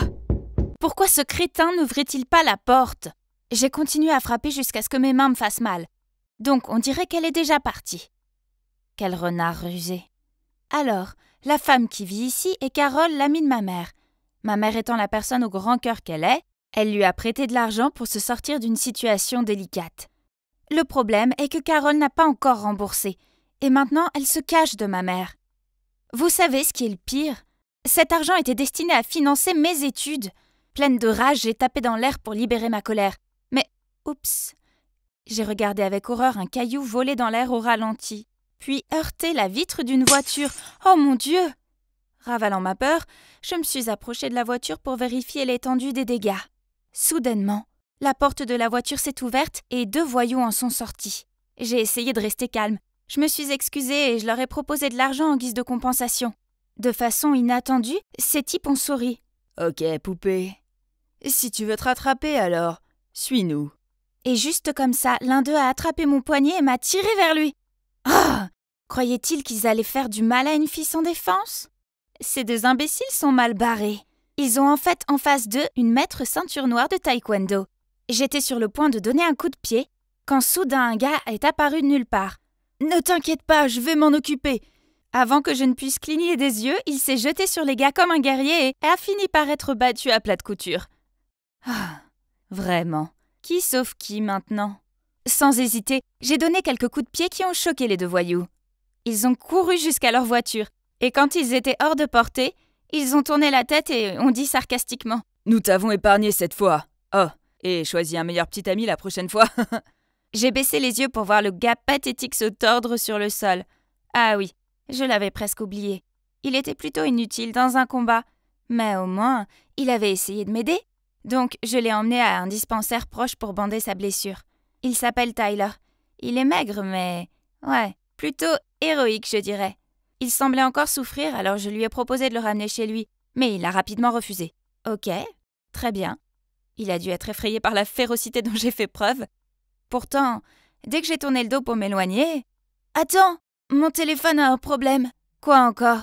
Ton numéro n'est pas dessus. » Mon Dieu, on est déjà en 2022 et il utilise toujours cette phrase de drague démodée. Quand même, j'ai éclaté de rire et j'ai enregistré mon numéro sur son téléphone. Après ça, on a commencé à s'envoyer des messages tous les jours. Il envoyait les mèmes les plus mignons et ça me faisait du bien. Pour être honnête, je sais que je peux être un peu intimidante, alors le fait qu'un gars aussi gentil que Tyler s'intéresse à moi a fait battre mon cœur. Et on ne peut pas nier qu'il est mignon. Un vrai sentimental. Eh bien, il est étudiant en école de musique, un auteur-compositeur qui a un avenir brillant devant lui. Et alors, c'est comme ça que nous nous sommes mis ensemble. Cependant, il ne m'a pas fallu longtemps pour réaliser qu'il y avait quelque chose de très étrange chez ce type. Je veux dire, 100% de nos rendez-vous se déroulaient dans des fast-foods. Et pendant que je commandais un coca, Tyler demandait un gobelet de plus et de la glace. Je me souviens encore de ma surprise lorsque je l'ai vu pour la première fois sortir discrètement une bouteille d'eau de couleur sombre de sa poche. « Oh, mais tu ne peux pas apporter des boissons de l'extérieur. Ne t'inquiète pas, c'est du café noir. Ça a la même couleur que le coca, donc personne ne le saura. » Hein? Ai-je mal entendu? Il s'est avéré que non, car c'est devenu une habitude chaque fois que nous étions au restaurant. Mais ce n'est pas tout. À une rare occasion, nous avons pris une salade de fruits avec du fromage burrata.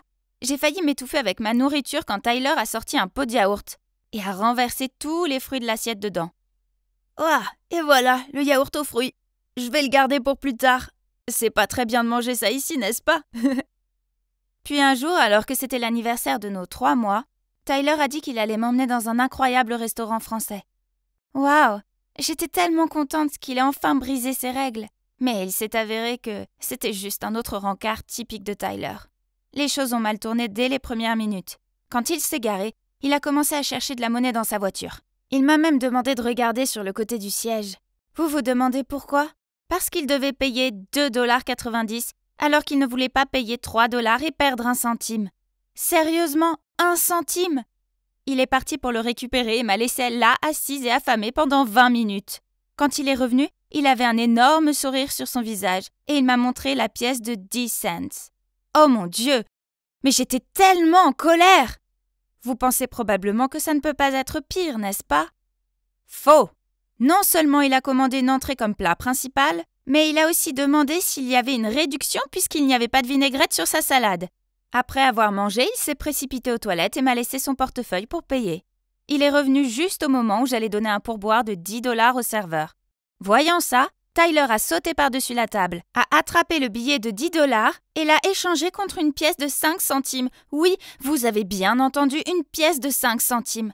Pendant ce temps, le serveur surpris a dit sarcastiquement « Monsieur, merci beaucoup pour mon pourboire de 5 centimes. » Les clients à proximité nous ont tous jeté un regard noir. Je me suis enfoncée dans mon siège, souhaitant qu'il m'avale. Bon sang! C'était tellement humiliant!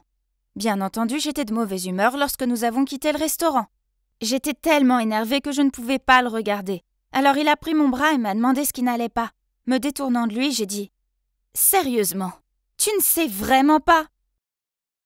À ce moment-là, une voiture de luxe s'est arrêtée à côté de nous. La vitre de la voiture s'est abaissée et... Oh mon Dieu! À l'intérieur se trouvait Victoriati, cette chanteuse populaire pour adolescents. Avant que je puisse comprendre ce qui se passait, Victoria a dit de manière sarcastique. « Oh, regardez qui est là. N'est-ce pas mon pauvre ex? Tu ne peux pas m'escroquer, alors tu te tournes vers cette fille, hein? Mais ton nouveau plan n'a pas l'air de fonctionner très bien, chérie. » Et la voiture est partie. Donc, il s'est avéré que... il est chercheur d'or professionnel. Je veux dire, il ne m'avait pas vraiment demandé de l'argent, mais on ne peut pas nier qu'il était avare. Pas étonnant qu'il ne m'ait jamais emmené chez lui. Il y a eu une fois où j'étais si fatiguée de certains trucs à la maison que je voulais juste venir chez lui et me reposer un moment. Mais il trouvait toujours une excuse en disant que sa maison était en désordre. Je savais maintenant qu'il gardait ses distances avec moi pour pouvoir plus tard me larguer facilement sans aucun attachement. Ah! J'étais tellement furieuse que j'ai fait une scène, afin d'exposer ses coups bas aux yeux du monde entier. Tyler était si embarrassé qu'il a fui la scène tout de suite. Peu importe. Bon débat! Et depuis, je n'ai plus entendu parler de lui. Mais, pour être honnête, je me sentais aussi un peu vide sans lui à mes côtés. Les messages mignons qu'il envoyait me manquaient, ainsi que son regard plein de tendresse lorsqu'il me chantait des chansons d'amour. Ah, je suis si fragile, n'est-ce pas? Puis, un week-end après-midi, je me promenais, quand j'ai vu par hasard Tyler sortir d'un café. Il travaille à temps partiel ici ou quelque chose du genre? Je me suis cachée derrière un coin de rue et je l'ai suivi. Je dois admettre que j'étais curieuse de savoir où il vivait. Mais attendez, cette route est si familière. Hein? Et elle mène à la maison de Carole, la femme qui a emprunté de l'argent à ma mère. J'avais encore des doutes, jusqu'à ce qu'il sorte la clé pour ouvrir la porte. Ah. Telle mère, tel fils, hein? Alors, vous aimez tous les deux arnaquer les gens? Remboursez-nous maintenant. Stacy, tais-toi! Ton arnaque est terminée. Rembourse-nous. Je suis désolée, mais ma famille est... Ma mère est à l'hôpital en ce moment. Alors je l'ai écouté, et il s'est avéré qu'il n'y avait que Tyler et sa mère, car son père était parti avec une autre femme quand il n'était qu'un petit enfant. En grandissant, la vie était dure, alors sa mère a emprunté de l'argent pour investir dans des actions, dans le but de leur offrir une vie meilleure. Malheureusement, cela n'a conduit qu'à d'énormes dettes. Tout ce stress a nui à sa santé, et maintenant, elle est à l'hôpital. Et Tyler devait vivre frugalement pour payer toutes les dettes et les frais d'hospitalisation. Stacy, je suis vraiment désolée de t'avoir caché tout ça. Je vais faire de mon mieux pour ne plus avoir de dettes et me rattraper. Oh, mon cœur s'est brisé en entendant Tyler dire ça. Toute la colère a juste disparu. Au lieu de ça, je l'ai serré dans mes bras. C'était un idiot, mais c'était mon idiot, et je n'allais pas risquer de le perdre à nouveau. Sur le chemin du retour, je n'arrêtais pas de penser à la façon dont je pouvais aider Tyler. Soudain, le vent m'a soufflé une affiche sous le pied. Un concours de chant télévisé de la ville, avec un prix allant jusqu'à 20 000 $. Eh bien voilà, Tyler. Pourquoi pas? C'était sans doute un signe. Et j'ai envoyé à Tyler une photo de l'affiche et lui ai dit qu'il devait absolument participer. Il était également très enthousiaste à l'idée et a commencé à s'entraîner très dur tous les jours. Il m'a envoyé des messages chaque fois qu'il avait fini de s'entraîner, parfois même à 2 ou 3 heures du matin. Le grand jour est arrivé. Tyler était si mignon dans le costume que je lui avais trouvé. Lorsqu'il a chanté le refrain, nos yeux se sont croisés, ce qui m'a rendue si sentimentale. Mais sorti de nulle part, Victoria est montée sur scène, lui a arraché le micro des mains et a dit « Je m'excuse auprès du public, mais je dois dénoncer cette personne. Lui et sa mère ont manipulé des gens pour qu'ils leur donnent des milliers de dollars, puis ne les ont jamais remboursés. Ce genre d'homme ne mérite pas d'être ici sur la scène. Il va entacher toute la compétition. Vic, j'apprécie les sentiments que tu as pour moi, mais j'ai déjà une personne que je veux protéger. Je souhaite que tu puisses trouver quelqu'un de meilleur que moi. Mesdames et messieurs, il est vrai que ma famille est endettée. Mais nous ne fuyons pas, nous ne fuyons jamais cela. Peu importe la dureté de nos vies, je reste fidèle à ma conscience et à ma passion pour la musique. Je suis venue ici avec un esprit agréable et insouciant, alors je me fiche de ce que les gens disent de moi. Je veux juste donner tout à la musique et au public. Merci. Et maintenant, je vais continuer ma performance. » Et puis il a commencé à chanter la chanson qu'il avait écrite pour moi. À ce moment-là, l'intello de la musique n'était plus là. À la place, il y avait un homme avec une incroyable puissance intérieure. Je suis si fière de toi, Tyler. Devinez ce qui s'est passé ensuite.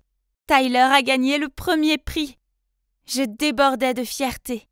Puis il est immédiatement venu chez moi pour donner de l'argent à ma mère.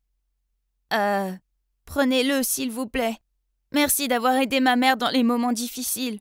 Trouvez dans votre cœur la force de lui pardonner. Elle est malade et a besoin d'une bonne amie. Oh, mais le truc c'est que... Donc, il s'est avéré que la mère de Tyler n'a pas emprunté l'argent de mes études.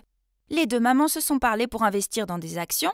Quand elles ont perdu l'argent, ma mère n'a pas osé dire à mon père et à moi ce qu'elle avait fait, alors elle a inventé cette histoire de prêt d'argent. Oh, maman, c'est inacceptable! Après ça, nous avons tous les trois rendu visite à la mère de Tyler à l'hôpital et lui avons donné l'argent du prix pour payer ses dettes. Elle a fondu en larmes.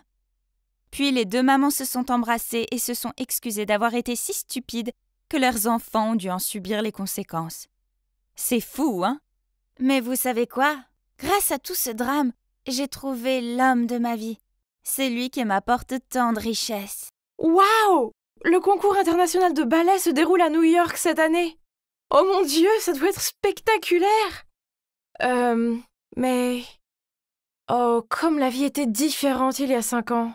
Je venais de gagner le concours de ballet de la ville et papa n'arrêtait pas de sourire de fierté. Pour fêter ça, il m'emmenait manger une glace. Quand soudain, je ne me souviens pas de grand-chose de ce jour-là après ça. Mais je l'ai perdu. Quant à moi, j'ai survécu, mais j'ai eu des séquelles qui ont changé ma vie. Depuis lors, le ballet n'a plus fait partie de ma vie. Et là-bas, il y a tante Robin et ma cousine Nancy. Elles sont super emballées par la compétition, je vous jure. Nancy a déjà essayé 15 robes. Ma tante et ma mère, quand elle était en vie, étaient toutes deux des ballerines douées. Donc naturellement, Nancy a aussi hérité des gènes du ballet. Elle est maintenant élève du New York City Ballet. C'est quelque chose que j'ai toujours souhaité, mais dont je ne peux maintenant que rêver. Ah. Soudain, une porte qui claque et des cris me font sursauter. « Joyce! Joyce! Joyce, ouvre la porte! C'est moi, Dylan !» J'ai ouvert la porte et j'ai regardé avec des yeux écarquillés. Dylan? Mon demi-frère? Je l'ai vu pour la dernière fois il y a 5 ans, quand ma belle-mère l'a emmené. Qu'est-ce qu'il fait ici? Avant que j'aie eu le temps de réagir ou de l'inviter à entrer, il s'est précipité vers moi. « Joyce, tu dois me sauver, je vais devoir rester ici, d'accord? »« Quoi? Absolument pas! As-tu la moindre idée à qui appartient cette maison? » En fait, il s'est avéré que sa mère est accro aux jeux d'argent. Donc elle avait des dettes et était en train de fuir des voyous. Le pauvre Dylan n'avait personne d'autre vers qui se tourner.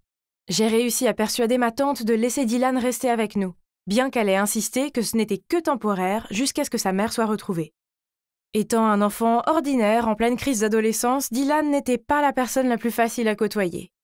Et devinez qui devait le courir à chaque fois? Oui, moi. La semaine dernière, il a cassé toute la pile de vaisselle. Hier, il a mis du chewing-gum dans les cheveux de Nancy. Et aujourd'hui, il a laissé son skateboard au milieu du salon et a fait voler tante Robin à travers la pièce pour atterrir ensuite sur son visage. Ouch! Dylan, tu dois être plus prudent. Je vais bientôt partir pour l'université et je ne serai pas là pour te couvrir. Ils vont te mettre dehors si tu restes comme ça. Hein? L'université? Tu veux dire l'ennuyeuse management des affaires? Je pensais que tu aimais le ballet, pas vrai? Non! Ça, c'est du passé. Maintenant, je n'aime pas ça du tout. Je ne te crois pas, c'est juste parce que tu es coincé sur un fauteuil roulant. Qui a dit qu'être dans un fauteuil roulant signifie que tu ne peux pas poursuivre ta passion pour le ballet? Cela m'a laissé perplexe. Ces mots avaient réveillé quelque chose en moi. Mais la réalité n'est pas aussi simple. Alors j'ai répondu tristement. Ce n'est pas seulement ça. Je n'ai pas d'argent non plus. J'ai essayé de postuler pour des emplois à temps partiel, mais ils n'acceptent pas les personnes handicapées. Sentant mon malaise à parler de cela, Dylan a immédiatement changé de sujet. Ok, oublions ces choses stupides.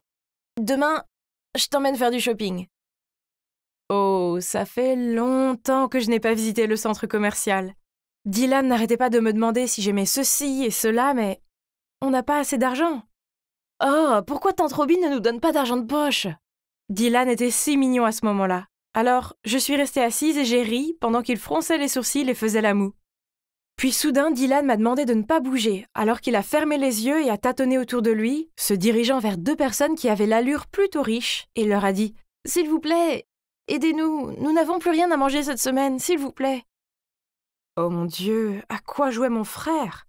Je me suis figée et je n'ai rien pu faire à part baisser les yeux. La femme a sorti de l'argent et s'apprêtait à le lui donner, mais le gars lui a poussé la main, faisant tomber le billet sur le sol.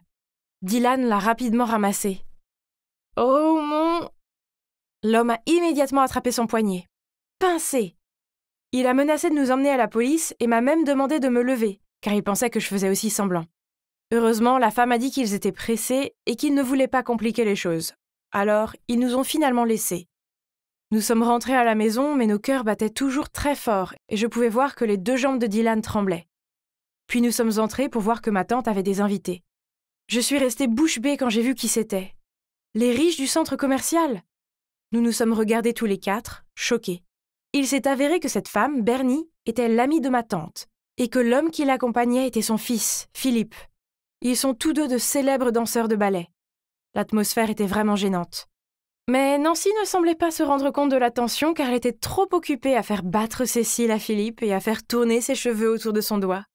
Mais ce qui est étrange, c'est que même avec mes yeux baissés, je pouvais toujours voir Philippe me regarder. Puis il m'a soudain demandé « Depuis combien de temps es-tu comme ça? Je veux dire, ne le prends pas mal, je suis juste curieux. » Alors, tante Robin a commencé à leur raconter ma vie et mon état. En entendant ça, Bernie est devenue émotive. Elle m'a regardé une seconde et a demandé « Chérie, comment ça se passe pour toi? Tu fais toujours du ballet? » Non, elle s'intéresse à la gestion des affaires maintenant. Elle s'inscrira cet automne. Bernie a fait une pause pendant un moment, puis a dit en souriant « Oh, c'est génial, je suis heureuse que tu aies trouvé quelque chose que tu aimes. » Je ne sais pas pourquoi, je me suis sentie si triste. Alors, je me suis excusée pour quitter la table. Dylan m'a suivie et m'a tendu une enveloppe. J'ai regardé à l'intérieur, elle était pleine d'argent. « Je n'ai que ça, mais s'il te plaît, prends-le et va prendre des cours de ballet à nouveau. » Mon cœur a failli s'arrêter. Comment pouvait-il se le permettre? Mais ensuite, il ne m'a pas laissé le temps de dire quoi que ce soit quand il a repris l'argent en disant « Oh, ou laisse-moi juste t'inscrire. » Et étonnamment, il l'a vraiment fait. Dylan a trouvé un centre qui avait des bourses pour les étudiants handicapés. Depuis lors, je suis retournée au ballet. C'était comme si j'étais de nouveau en vie. Chaque jour, j'avais hâte de me réveiller pour suivre ma passion. Et je m'entraînais aussi pour le concours international de ballet à New York. Une fois, après l'entraînement, j'ai vu quelqu'un près de la porte qui me regardait. Philippe. Je ne sais pas pourquoi, mais dès que je l'ai vu, mon cœur a battu la chamade. Il s'est approché de moi et nous avons commencé à parler. Il s'est avéré qu'il enseignait dans ce centre. Après cela, il a toujours passé du temps à m'aider pendant l'entraînement et nous semblions former un bon couple. Mais les choses n'ont pas duré longtemps.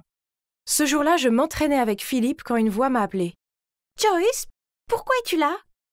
Je me suis retournée, surprise, et j'ai vu Nancy debout à la porte de la salle d'entraînement. Il s'est avéré que Nancy venait rencontrer et saluer les étudiants de notre centre et qu'elle avait accidentellement repéré Philippe qui m'aidait. Peut-être elle était contrariée parce que nous avions l'air assez proches. Après cela, nous nous sommes rencontrés dans les toilettes, puis Nancy m'a demandé « Je sais que tu n'as pas un sou, alors qui t'a donné l'argent pour cela ?» Oh, c'était Dylan. « Arrête de mentir, c'est juste un gamin stupide. J'ai du mal à imaginer qu'il ait $1500 de libre pour payer 6 mois de leçons. Tu as demandé à Phil de payer pour toi, c'est ça? Arrête de jouer à la victime pour obtenir la sympathie des autres. Ça ne ressemble pas à quelque chose que mon cousin adorable ferait normalement, n'est-ce pas? » Alors, Dylan m'a menti? Ce cours n'est pas une bourse pour les personnes handicapées? C'est pas vrai. J'ai immédiatement ramassé mes affaires pour rentrer à la maison et parler à Dylan de tout ça. Mais en sortant, je suis tombée sur Philippe. Je lui ai demandé si c'était vrai qu'il n'y avait pas de bourse dans ce centre, mais il a juste soupiré et m'a conduit dans un endroit tranquille pour parler. Et vous savez quoi? Il a admis que c'était lui qui avait en fait tout planifié avec Dylan, et a même dit que il m'aimait bien et voulait m'aider. J'étais choquée, mais au fond j'étais aussi un peu heureuse d'entendre ça, car je l'aimais aussi. Mais j'avais l'impression d'être un fardeau, et Nancy l'aimait aussi, alors je l'ai rejetée.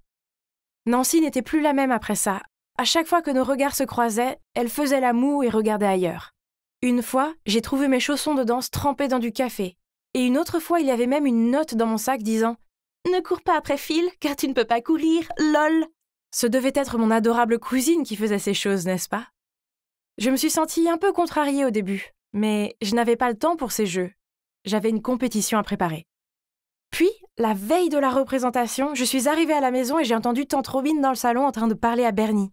« Hey, tu devrais envoyer plus d'argent. Joyce participe à une compétition de ballet cette fois-ci, donc c'est assez coûteux. » « Vraiment? Mais tu m'as dit qu'elle n'était plus intéressée par le ballet. Dans tous les cas, pourquoi n'a-t-elle pas accepté la bourse de ballet pour le New York City Ballet? Arrête de fuir le sujet, n'oublie pas, c'est toi la coupable de la mort de mon beau-frère et des jambes de ma nièce. Donc tu dois assumer la responsabilité pour toute ta vie. Et maintenant, tu ne peux même pas payer un montant qui est de la petite monnaie pour toi, pour financer son rêve? » Quoi? De quoi parlait-elle? J'étais tellement choquée que j'ai laissé tomber mon sac de course sur le sol. Tante Robin s'est retournée et m'a vue, réalisant que j'avais tout entendu. Elle m'a fait signe d'entrer dans sa chambre et m'a raconté toute l'histoire tragique. Il s'est avéré que la personne qui a causé l'accident n'était autre que Bernie. Elle avait traversé la route sans regarder, ce qui a poussé mon père à faire un écart pour l'éviter et à s'écraser contre un arbre. Après cela, elle s'est enfuie, car elle était tellement paniquée et craignait que cela n'affecte sa réputation. Grâce à son amitié avec tante Robin, elle était au courant de ma situation et avait envoyé mensuellement de l'argent pour me dédommager. Et la bourse d'études dont parlait Madame Bernie? Eh bien, tu ne peux pas aller à cette école de toute façon, donc c'est mieux de laisser Nancy la prendre, n'est-ce pas? Quoi? Je n'arrive pas à croire que ma tante ait fait ça. Elle sait à quel point j'aime le ballet. J'ai toujours pensé que tante Robin était si gentille de me donner une maison, alors qu'en réalité elle se servait de moi pour que Bernie investisse dans la carrière de ballet de Nancy. Le mot déception ne peut pas décrire mes sentiments à ce moment-là. La douleur était presque insupportable. Je me suis réveillée en me sentant terriblement mal, mais je me suis forcée à me préparer et à me rendre à la compétition. Il y avait de l'agitation là-bas, tout comme moi à l'intérieur. Je n'ai pas pris la peine de regarder les autres spectacles jusqu'à celui de Nancy. Elle était très gracieuse et les juges ont dit qu'elle s'en était très bien sortie.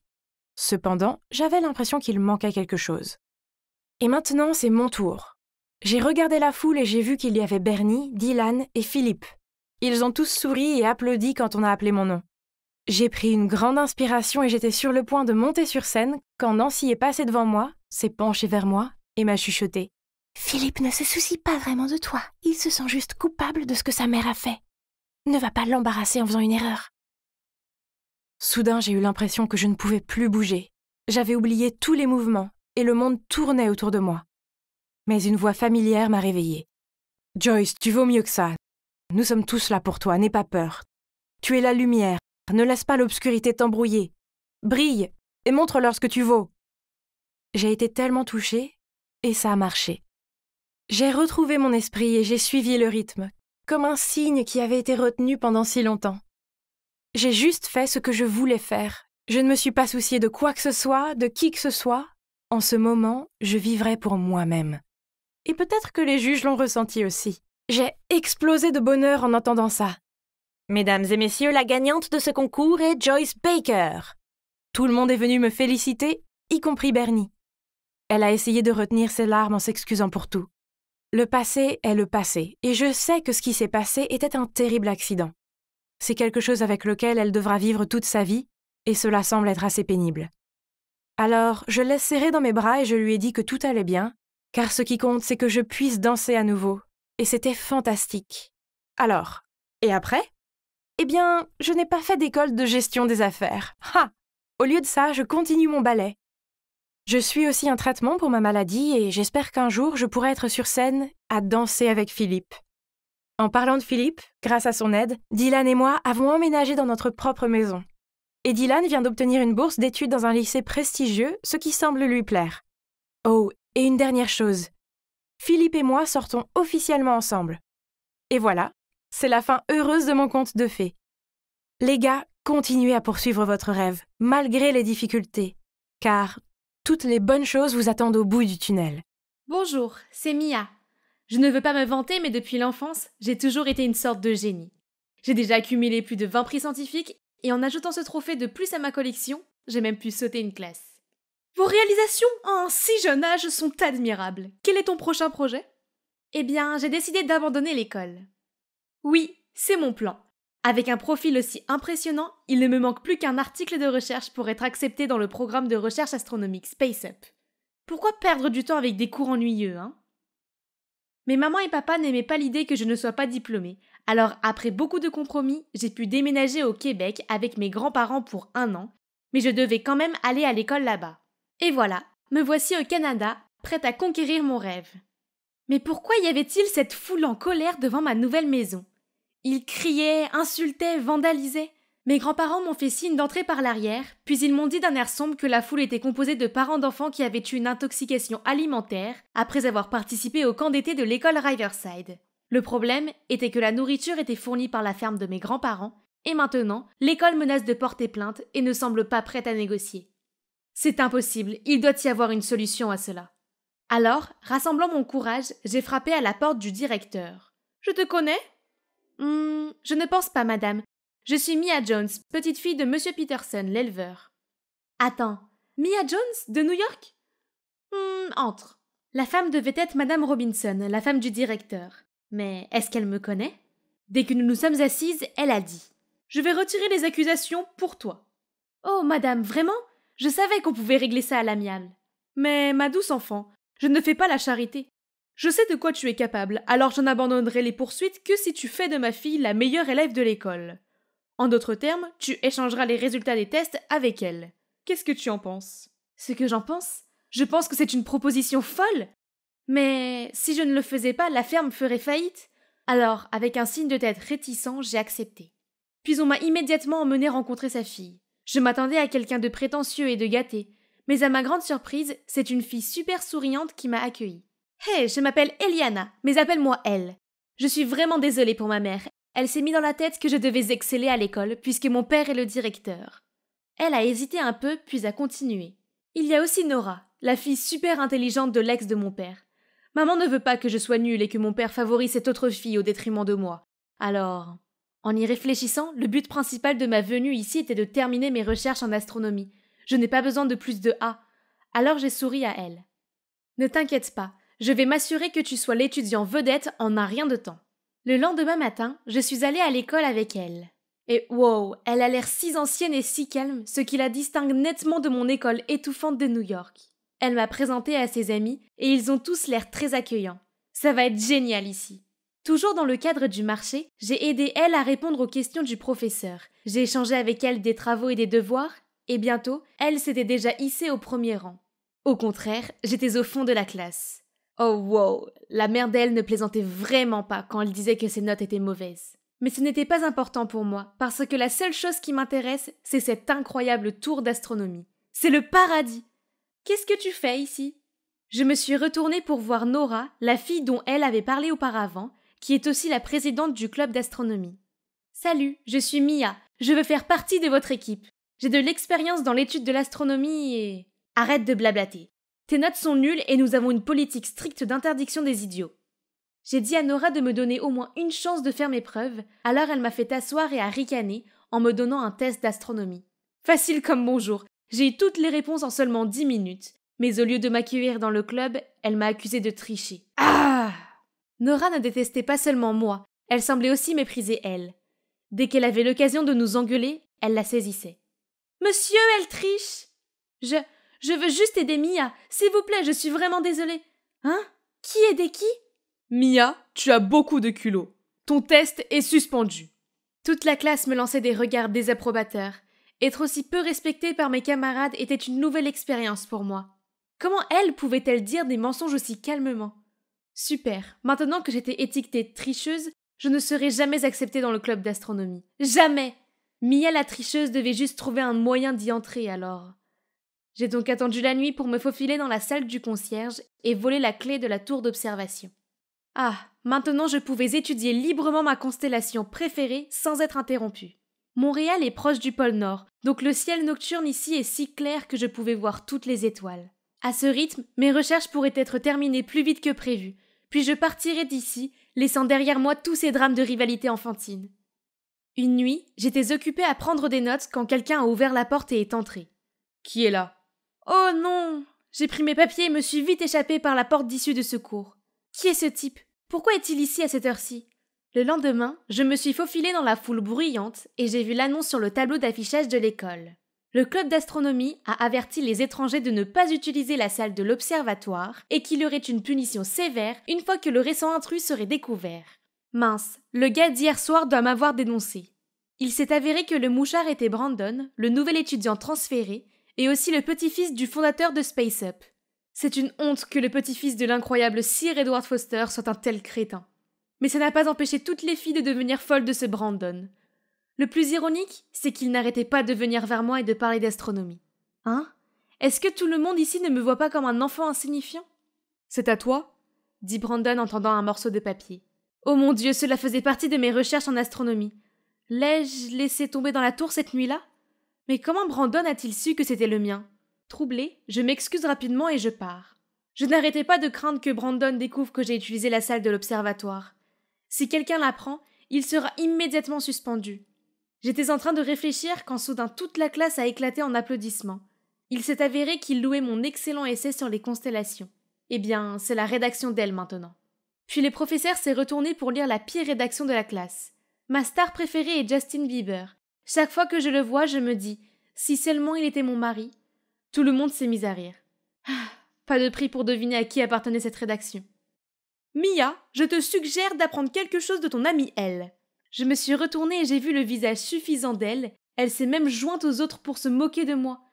Était-elle vraiment aussi stupide pour écrire cette rédaction ou avait-elle l'intention de m'embarrasser? Quand je suis rentrée à la maison, elle attendait déjà sur le porche pour s'excuser. Je t'ai aidée comme promis. Ta mère ne devrait-elle pas tenir sa promesse aussi? Fais annuler le procès maintenant, puis je t'aiderai à réussir ton examen final. Sinon je ne le ferai pas. Elle s'en occupe, Mia, ne t'inquiète pas. Je sais que tu pars au bout d'un an de toute façon, et je sais aussi que c'est toi qui t'es faufilé dans l'observatoire. Donc si tu veux partir en paix, aide-nous, Brandon et moi, à nous retrouver. Toi et Brandon? Mais qu'est-ce que ça a à voir avec moi? Elle m'a raconté que Brandon avait été si impressionné par sa dissertation d'astronomie qu'il l'a invité à sortir pour en discuter davantage, mais bien sûr, elle n'y connaissait rien, alors elle avait un plan. J'aurai mon AirPod sur moi et tu dois rester en ligne avec moi tout au long du rendez-vous pour pouvoir me donner les réponses à ces questions. Si on devient officiellement ensemble, je t'achèterai ce télescope dont tu parles tant. Tu sais, ce machin... Célestron? Télescope Célestron? Oh la vache, elle connaissait vraiment mon point faible. D'accord, on a un marché. Ce week-end-là, elle et Brandon sont allés se promener au parc Jarry, pendant que je restais à la maison à écouter leur conversation au téléphone. Je vois que tu as une passion pour les astros, alors pourquoi tu n'as pas rejoint le club d'astronomie? Juste parce que je suis occupée avec mes études et j'ai aussi une pratique de piano, tu sais. Vraiment? Oh, dans ton article tu as mentionné le trou noir Sagittarius A. Tu sembles avoir fait beaucoup de recherches à son sujet. Pourrais-tu m'en dire plus?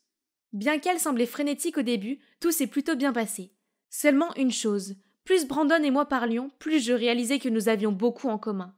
Même si c'était par l'intermédiaire d'elle, je ressentais toujours une connexion avec lui. Je pensais que tout allait bien entre eux, mais non.